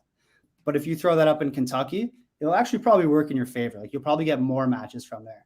Like in a place like Kentucky, maybe a red flag would be if a guy's liberal, then girls wouldn't want to swipe left. And it's like alleviating that red flag. So I think like location would play a factor as well. Like I'm curious, you're in Miami. I feel like Miami, correct me if I'm wrong, is like a little more sexually forward of a place than some others. Is that just fair a to say? little bit, Hunter, just a little bit. It's not like we have porn stars walking around everywhere. No, I mean, but to be fair, I have lived and traveled to whole different parts of the world, and I've tried this everywhere. And my observations have been the same. I've lived in Texas, I've lived in Jersey, I've lived in parts of Europe, Colombia. So I have traveled a bit. I've never been to the Middle East. I've never been to China, but I think over there might be a bit different because it's like so conservative. Mhm. But I think like a first world country, that's just kind of been my observation. I mean, I'd be very curious, like maybe try an experiment where you create a very polarizing profile and see how that does. Maybe like, your mind will change on that, or maybe not. Mhm. The only issue is you can't have a profile that's nearly as polarizing as you could have 5-6 years ago because Tinder will ban you for that. So Right. like I used to have this thing called the 50 Shades of Grey bio, and when it was like, imagine this scenario, I bend you over and like you can't do that anymore. Like that will get you insta banned. Uh, Oh so yeah, that's a so I tough do, one. but you could be super fucking sexual and polarizing like 6 years ago. So now I just try to go like right up to that line before you Mhm. get banned with my profile. Yeah, and I think like my style, I think across the board, like I have direct moments, but if I were to like generalize, I would say more often than not, I play more of like an indirect game, both like profile and texting, using like a lot of like innuendos rather than being direct and saying like, "Hey, I want to bend you over the bed and slap you." Like maybe back in the day on Tinder, you could kind of get away with stuff like that. But like now, even if you're typing out a message and you say like an inappropriate word, or even if you say the word, I think the word is kinky that I tried to send the other day, Tinder will warn you and say like, are you sure you want to send Yeah, this they warned message? me, but like I just Yeah. ignore. Yeah. Tinder's like, yeah, when I was on Tinder, they were warning me like every single text I sent. Tinder probably thought I was like, okay, the AI was probably like, uh-oh. Oh yeah. Yeah. Dude, So like, I don't know. I try to play a little bit more of like a long game. Maybe that's more conservative. Maybe that's going to mean sifting through, more girls who are less interested in things like that. But I think unless your goal is like you have a very, very intentional dating goals, I would say it's probably just better to cast a wide net than to go too polarizing. And that's an experiment. Like I think I probably will do because I'd like to learn more about it, especially by location. But that's my 2 cents on it. yeah, I guess we gotta agree to disagree on that. I don't think you want to be so polarizing that like you get banned, but Yeah. like okay, let me try to remember my bio. I think I can recite it even though it's been a while. Okay, so this is kind of how my bio goes: 6-0, Miami, and then my passion is traveling around the world and seductively whispering Russian in your ear.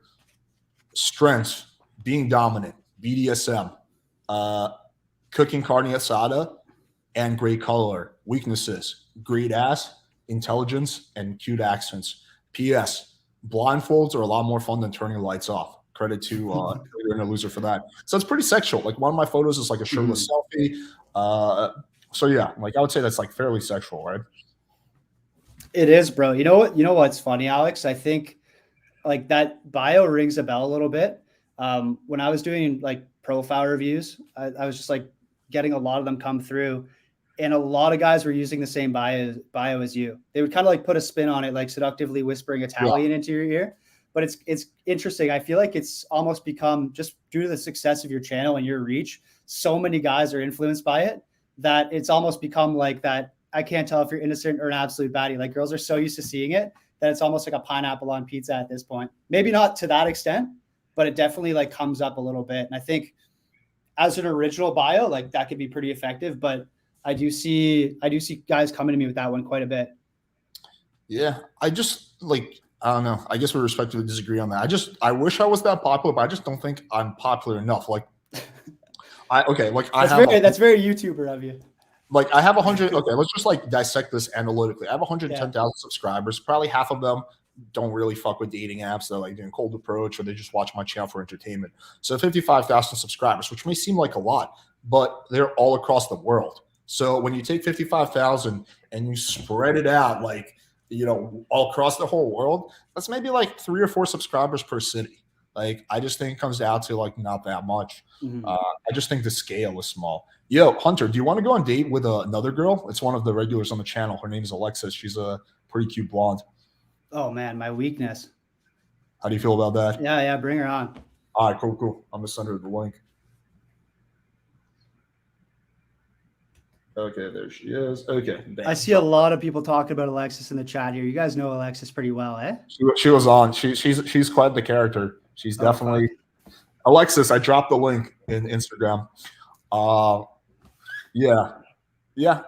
I think we like probably agree on like 90% of like strategies. I think the only thing we might disagree on is like the polarizing thing. But yeah, I'd be really interested. Like if you need help, like to do this experiment, I'd love to see you do that experiment and see if like maybe you come to the same conclusion as me or not. Do you have shirtless photos on your Tinder profile? No, but bro, I have a dad bod, so like that's just not gonna work. Do you? Oh, really? Not really. Like I have like a little bit of like in Canada we call it a barrel. I have like a mini keg barrel, so like not a full barrel, but like a Heineken mini keg for sure.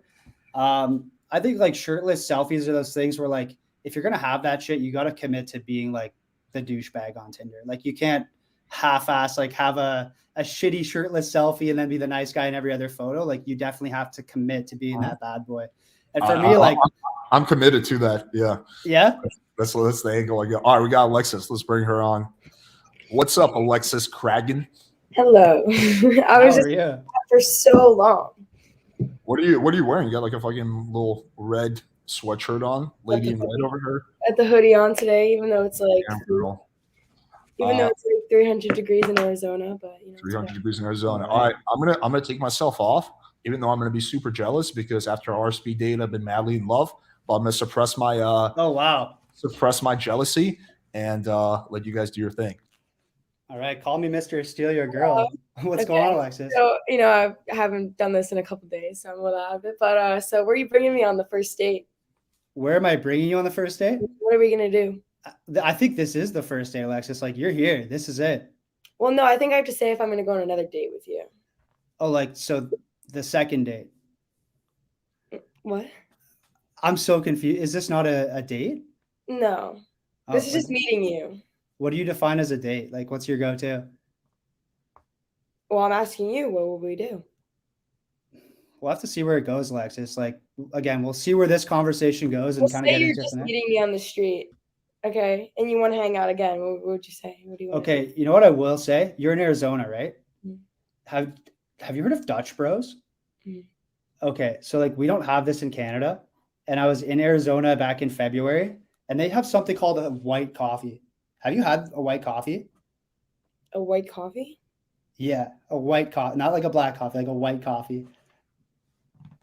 You mean like horchata? I don't know if it's a horchata. It tastes like literally like a cup of queso. It's like a white smoothie that tastes like queso from. I don't know what you're talking about, to be honest. Like.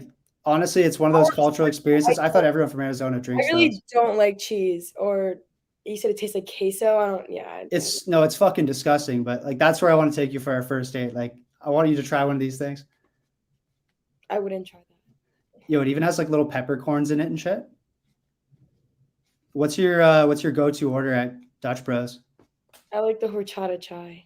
What is a horchata chai? The horchata. I don't know. It's just what it is. I mean, so what do you do for fun? Is that like a play on like? Is that what the whores drink? Like they drink the horchata? I think you're a whore. But so what's your what do you do? You're not wrong. Oh. Are you? No. Okay. Yeah, I get more like innocent, wholesome vibes from you for sure. Not innocent. I'm just not a whore. Okay. I don't get with people who are whores either. So Yeah, totally. I'm a virgin too, for sure. Not a virgin. So like, are you in school? Like, do you work? Like, what's your vibe? Like, what do you do?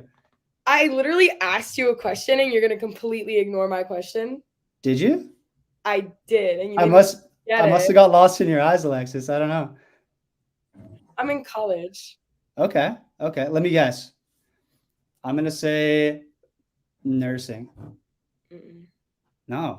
You give me nursing vibes. Like, what program are you in? I'm a lawyer. You're gonna be a lawyer? Yeah. Damn, okay. Maybe I'll come to you next time I'm trying to get cuffed, eh? I don't think lawyers cuff you. Oh no, they just get you off. No? Did that one like go right over your head? That one wasn't funny. Oh, come on, Alexis. That was fucking gold. I don't think. So what do? You haven't told me. What do you just sit in your? Do you just sit in your like house and just do nothing? I literally haven't left my house in 3 years. I sit on my couch with a little microphone and just film TikToks all day long. All day. Yeah, all day. Like I literally have I'm a very boring person. What do you do? I mean, like, what do you film? Like, do you do like pornos? Is that what you do? Mostly like solo male masturbation. Yeah. What kind of pornos are you into?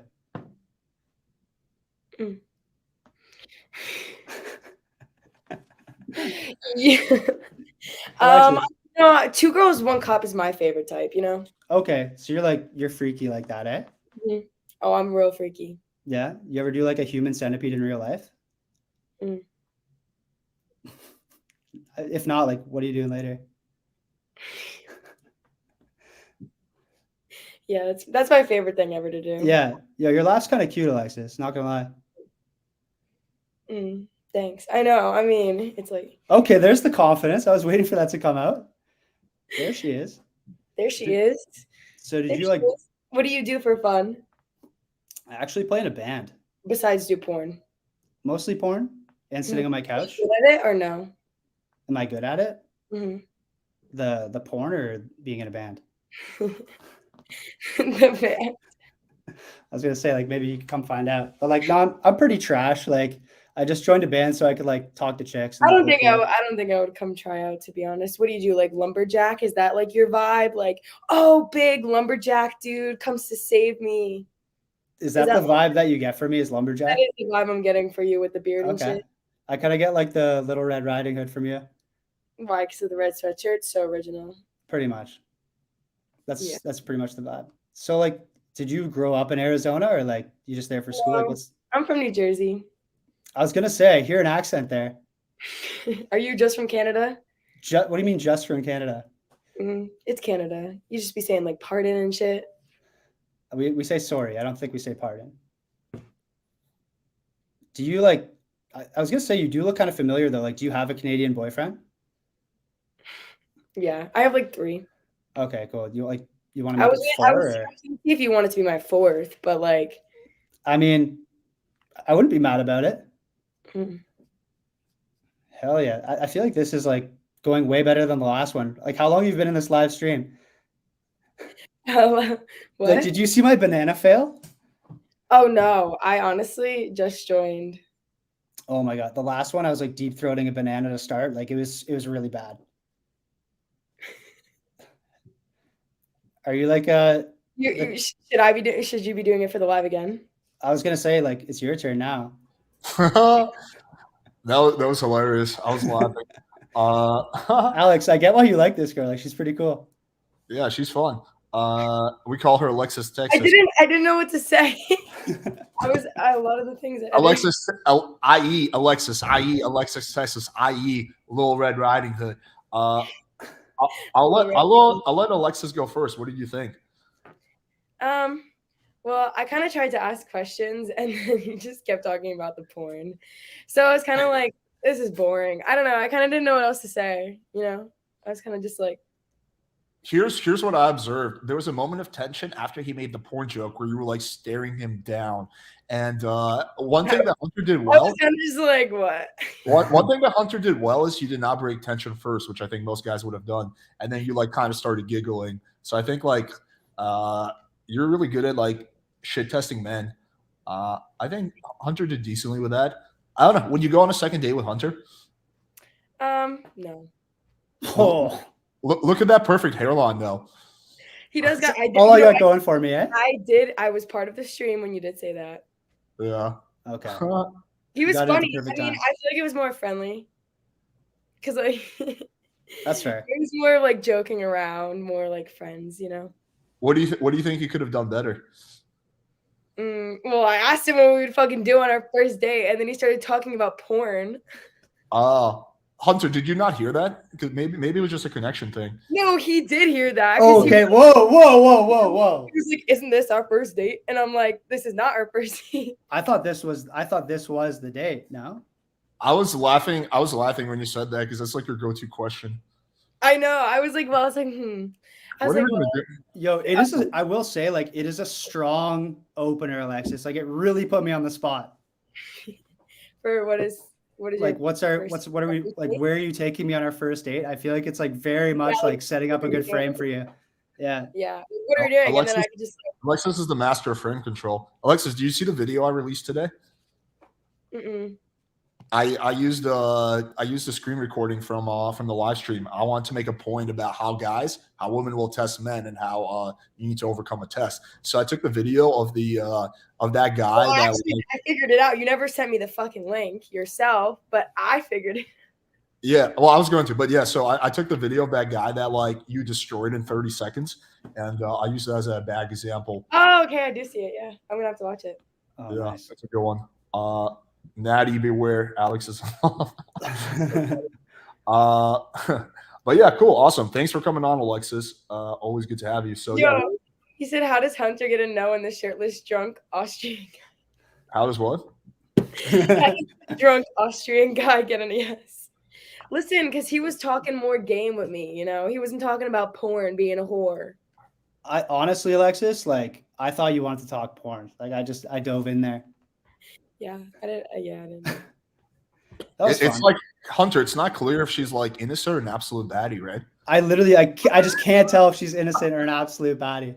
It's hurting my brain. No, it's like it's up in the air. It's like, is she innocent or is she an absolute baddie? It's just like, I don't know. It's a secret.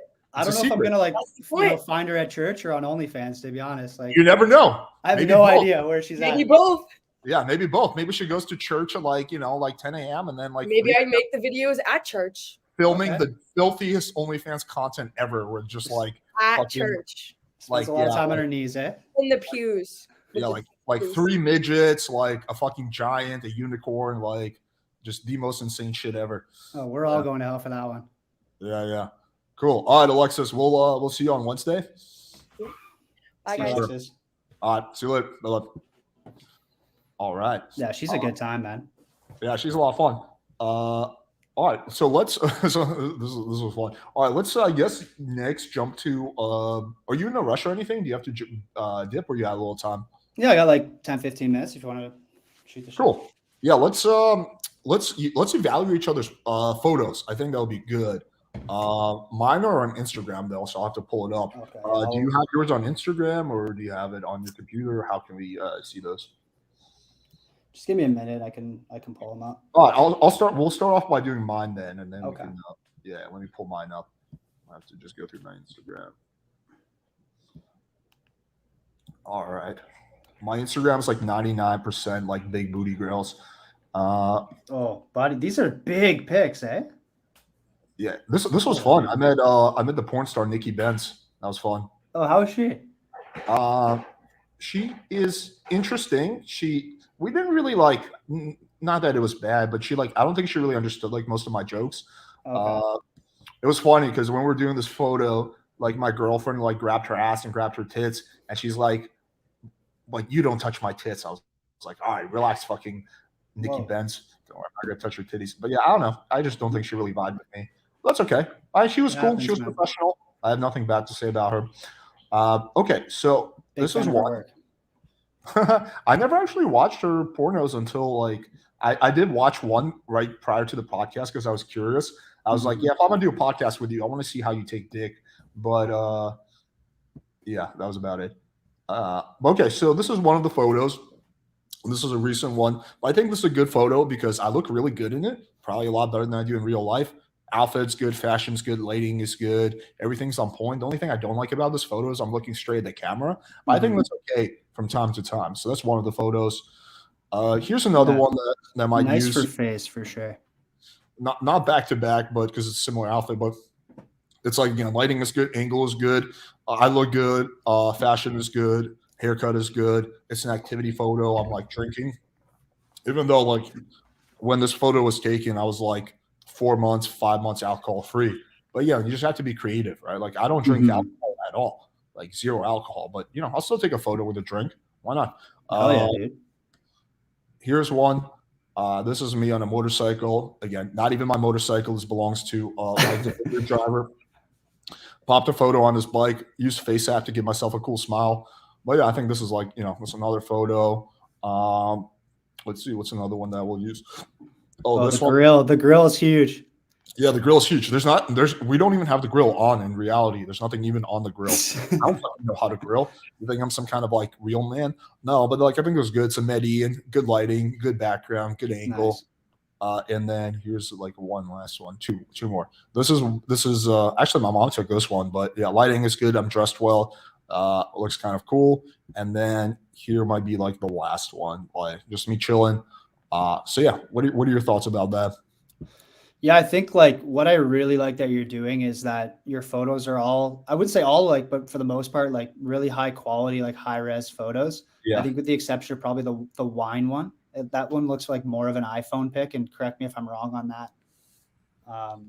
I think like the quality just looks a little bit lower, but what I like is that you're using high quality photos where like you're in focus in the foreground, the backgrounds are slightly blurred.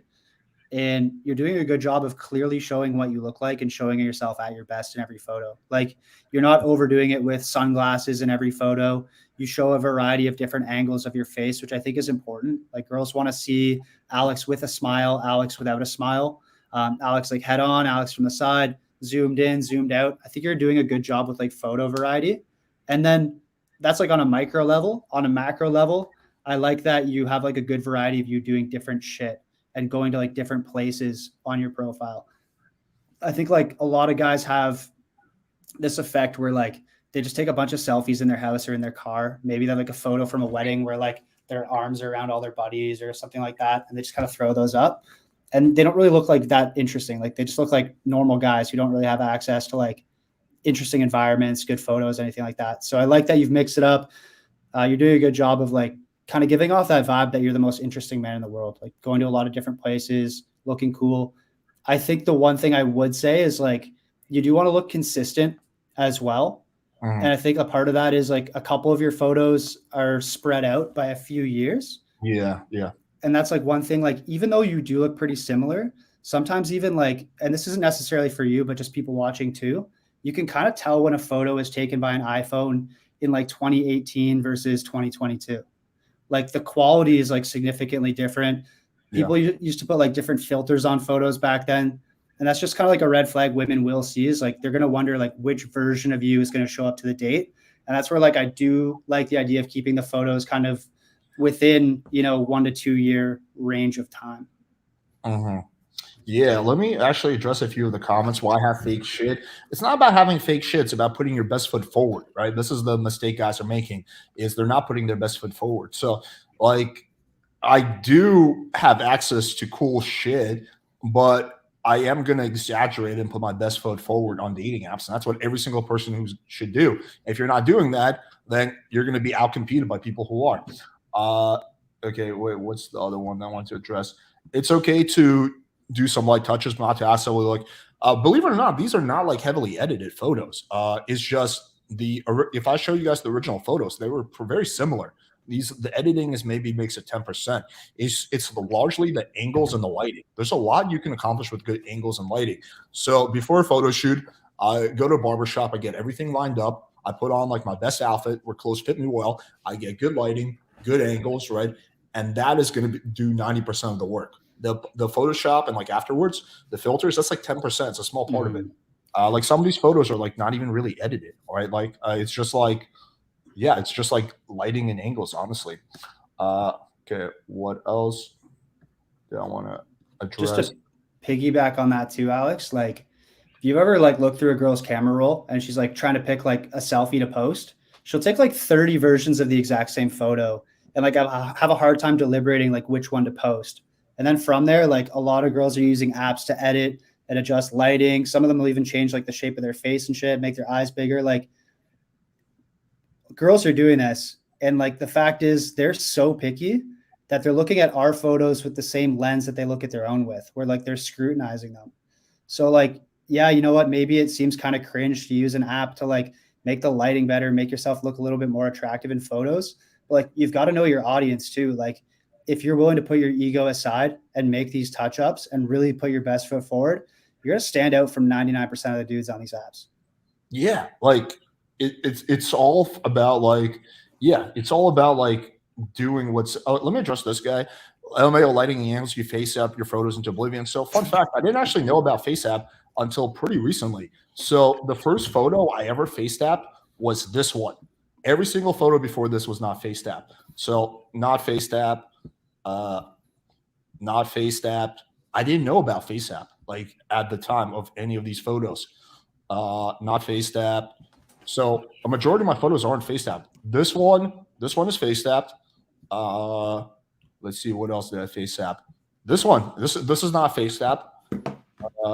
Wait, fuck, it kicked me off. This one is face tapped, yeah, a little bit, but yeah, like the majority of my photos aren't face tapped. Like if you go back, because I just didn't know about it for a long time. And honestly, I've been blown away about how much you can do with it. So like, yeah, if you want to like morally grandstand and be like, "Ooh, I'm just taking the honorable route," and I'm like, "Nah, blah blah blah," that's cool, man. Good for you. You're gonna like fucking jerk off at night, but you know if that's what you want to do. You want to morally grandstand, then yeah, that's on you, I guess. Yeah, to each their own, man. I also like that photo, the photo of you in a blue shirt. I think that one pops pretty nice. Oh yeah, that's a good one. Okay, let's take a look at yours. Okay.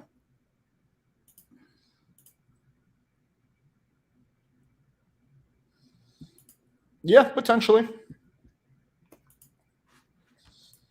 By the way, guys, this is exactly what every single fucking girl is doing. You think girls don't know about face app and angles and lighting? Girls have known about this for decades. I just think it's about time that guys learn how to play the game.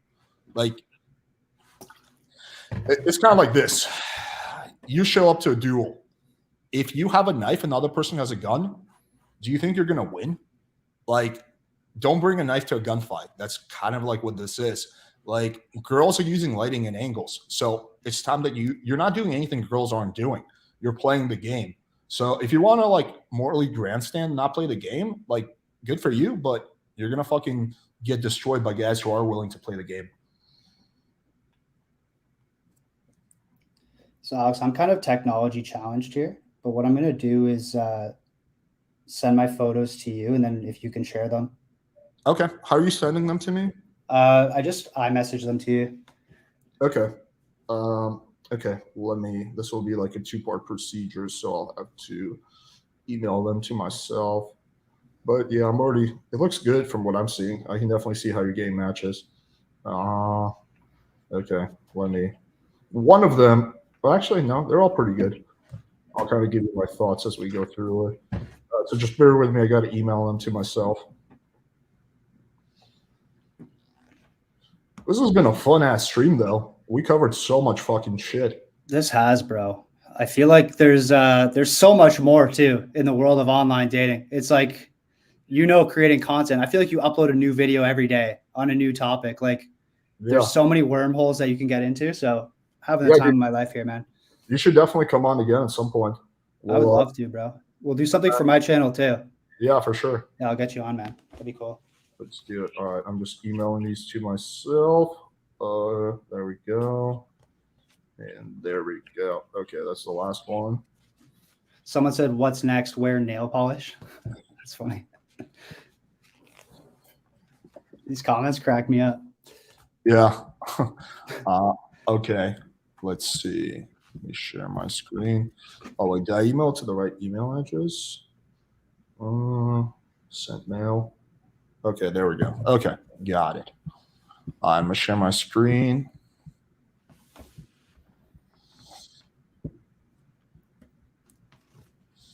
Okay, there we go. Okay, let's pull this up.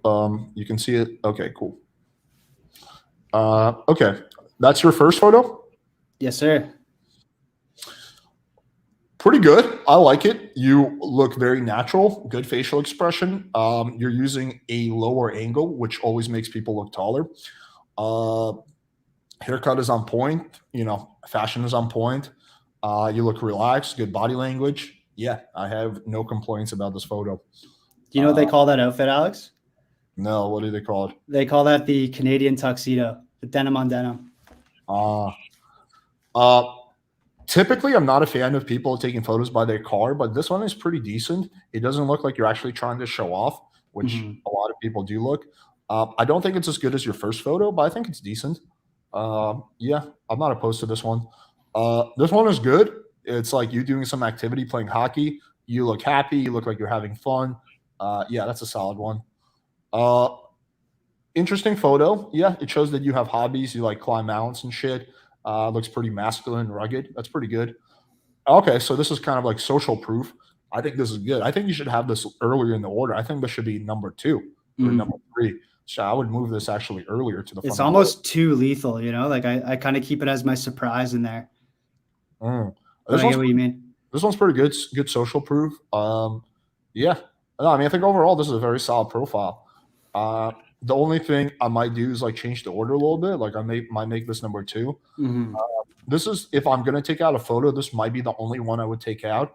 I'm not saying you have to because it's bad. I'm just saying like that's probably your weakest link out of all of these. But it's still pretty good. It's just the other ones are a little bit better. But yeah. So, what's funny is like I think so too. I think it's an okay photo, but I don't think it's my strongest. But on Hinge, that's one of my most liked photos. Interestingly enough. So that's why I threw it up on all my dating apps. I find Hinge is a cool way to like A/B test like what women are actually saying. It's like photo feeler, but with the context of like your photos in a full profile. You know what I mean? Oh, we got some feedback from a girl. I like Hunter's pics better, to be honest. Alex are nice, but I would swipe left because it's like the stereotypical Miami guy vibe. That's pretty true. That's funny. But yeah, no, this is a solid profile. How many matches are you getting a day? Depends how much I'm swiping, to be honest. But like at all times, I'm sitting between like 3,000, like 3,800 and like 4,100 likes. In what time frame? It's tough to say. Like these aren't metrics I really have, but like I could swipe through them all and have 3,000 likes today. You know what I mean? Wait, you have three. Wait, hang on. You have 3,000 fucking. You're doing better than the fat girl. You have 3,000 likes. Yeah, bro. I cracked the code, man. When did you open Tinder? There's girls' phone numbers here. I don't want to like dox them, but like. No, I believe you, bro. But so yeah. Wait, in what time frame did you get those 3,000 matches? Like when did you open? I think I've had this account for about 6 to 8 months. Damn, dude, that's fucking epic. Yeah. Aside from having good photos, is there anything else you're doing? You know what? There's a couple tricks for sure. And like Tinder Gold, obviously, like it's pretty sick, but I was doing well even without it. Like when I got Tinder Gold, I think I had like 400, 600 likes already. One thing that I do though is I set my range really low. And then most women have their range set to like 50 miles or something like crazy, a distance I wouldn't want to travel for a date. But if you set your thing to like 10 miles and you see girls who are 50 miles out, it's usually a sign that they've already swiped right on your profile. And that if you swipe right, it's going to be an instant match. So what I was doing to kind of like hack the algorithm for a while there before I got gold was I would swipe right on all the girls who were outside my range. They'd all be instant matches. And I think it gave my profile like an insane boost in the algorithm. Really? Hang on. So let me get this straight. So this is fascinating. So you set your distance to narrow, but then you would swipe right on girls who are outside of your radius. How am I misunderstanding? Like, I don't understand. How does that work? Yeah. So let's say like, I'm going to say kilometers because miles are way too confusing for me. I know everything in kilometers, but like I would set my range to like 11 kilometers, which is basically a 20-minute drive away. Like, it's not far. Because I don't really want to like go off to different cities, deal with Toronto traffic for days. It's just not something I like. But I live like probably about 40 kilometers from the city center of Toronto, where there's just like an infinite supply of girls. So basically they have their location, their radius typically set to like 50, 60, 70 kilometers. So I set my range where like I wouldn't see those girls at all. Like Tinder wouldn't show me profiles outside of my range. But because those girls have their range set to 50, they're going to see me because I'm within their range. And if they swipe right, Tinder's goal is to give women an infinite supply of matches. So they get a ton of validation, stay on the app, and then they can sell Tinder Gold to guys. So when girls swipe on me and I'm 50 kilometers away from them, it's going to show up on my feed because Tinder's trying to feed these girls matches. So that's been the strategy, like at least before I got Tinder Gold, to like really boost things. That was like a little hack that I use. And you think that like gives you a big boost in the algorithm? 100%. Like people talk about the noob boost all the time, or like when you first get Tinder, like it will give you a little bit of action. But I don't know if that's like a noob, like a boost, like from a marketing standpoint, more than it's like the algorithm's trying to figure out where to rank you. So like if you can give yourself like a synthetic boost by using that radius strategy, you can have like a high elo score right off the bat, and that shit's gonna linger. Like if you have a strong profile to back that up, you don't really need Tinder Gold to get like an insane amount of matches. Yeah, that what you just said in the last 3 minutes is, I think, like the whole podcast has been good, but that's like I've never heard that anywhere else. So you guys are hearing it right here. No bullshit Tinder hack, and he showed you his profile, so we know that he's actually getting the matches that he's getting. That's fucking epic, dude. I appreciate you sharing that. So I would love to see someone in my chat who's not banned from Tinder try that, and maybe I can do like maybe I'll do a video on this or something if you're okay with that. Totally, yeah. I would love to see it. I have another one too for Hinge, which is interesting. One of the biggest complaints I hear about Hinge is that, bro, it only shows me like really ugly chicks, like girls I would never swipe right on. I would say like a lot of men have this experience, even if they have an optimized profile. And the Hinge algorithm's a little bit weird where like they're trying to pair people who are compatible with each other. So if girls typically swipe on profiles that look like yours or have like the demographics that you have, it will try to pair you up with them. So for a lot of men, unfortunately, that's like kind of the bottom tier of profiles. And they get stuck in this trap on Hinge where every single girl is like, they wouldn't want to like send them a like, send them a match. So what I found this hack where if you set your radius down to 1 mile and swipe through all those girls, it's going to take some time, but swipe through all of them until Hinge is like, okay, fine. You can have the 7s, 8s, 9s, 10s. We'll give them up because you've run out of low interest girls to swipe through. Now you're going to start to get those higher quality girls, and eventually you'll run out and you'll have to increase your radius by 1 mile. And again, the same thing will happen for the 2nd mile. You're going to see a bunch of those lower quality profiles pop up, reject them all, and then you'll get the top quality ones. And if you do this for long enough, you'll teach the algorithm that you're not going to put up with it. You're not going to swipe on those lower tier profiles. You're not going to pay for Hinge Premium, and it will actually put you on the right side of the algorithm for free. Damn, that's fucking epic. And that really works? Yeah. Like I've had a bunch of buddies who like the same thing happened to them. And like we've all experimented with it, and it's super effective. That's a funny comment. Hunter, better than Alex online dating. You got this. Yeah, no, those are dope tips. Yeah, dude, epic fucking stream. Tell the guys where they can find your content, where they can contact you and all that. Yeah, totally. So again, thank you so much, Alex, for having me on. This has been like an unreal stream. A lot of, I learned a lot. I hope everyone else had a good time, learned a lot. You guys can find me at Wingman Plus on YouTube, wingman.plus on IG, Wingman Plus on TikTok, and you can contact me at wingmanplus.com. Awesome, man. Yeah, cool. Thanks for coming on, dude. We'll definitely do another one. And yeah, I look forward to coming on your channel as well. Absolutely, bro. Awesome. All right, guys. Thanks everyone for tuning in. Tomorrow we have our weekly podcast with Erudite, Kevin, Charisma King, I believe. Then Wednesday, I think we're doing speed dating. I'm moving my debate with Scrap because I'd rather do the speed dating thing. I'll probably move that to like Saturday. Thursday, we got the debate between Mr. Slave and Andrew from the Crucible. That one's going to be fucking wild. Like those two are literally polar opposites. I can't wait to see how that goes. But yeah, a lot of good content. So subscribe to Hunter's channel. Check out his shit. He's got a lot of really good novel concepts that I've actually never heard of. And make sure you subscribe to this channel as well if you're not already. Appreciate y'all. Until next time. See you guys.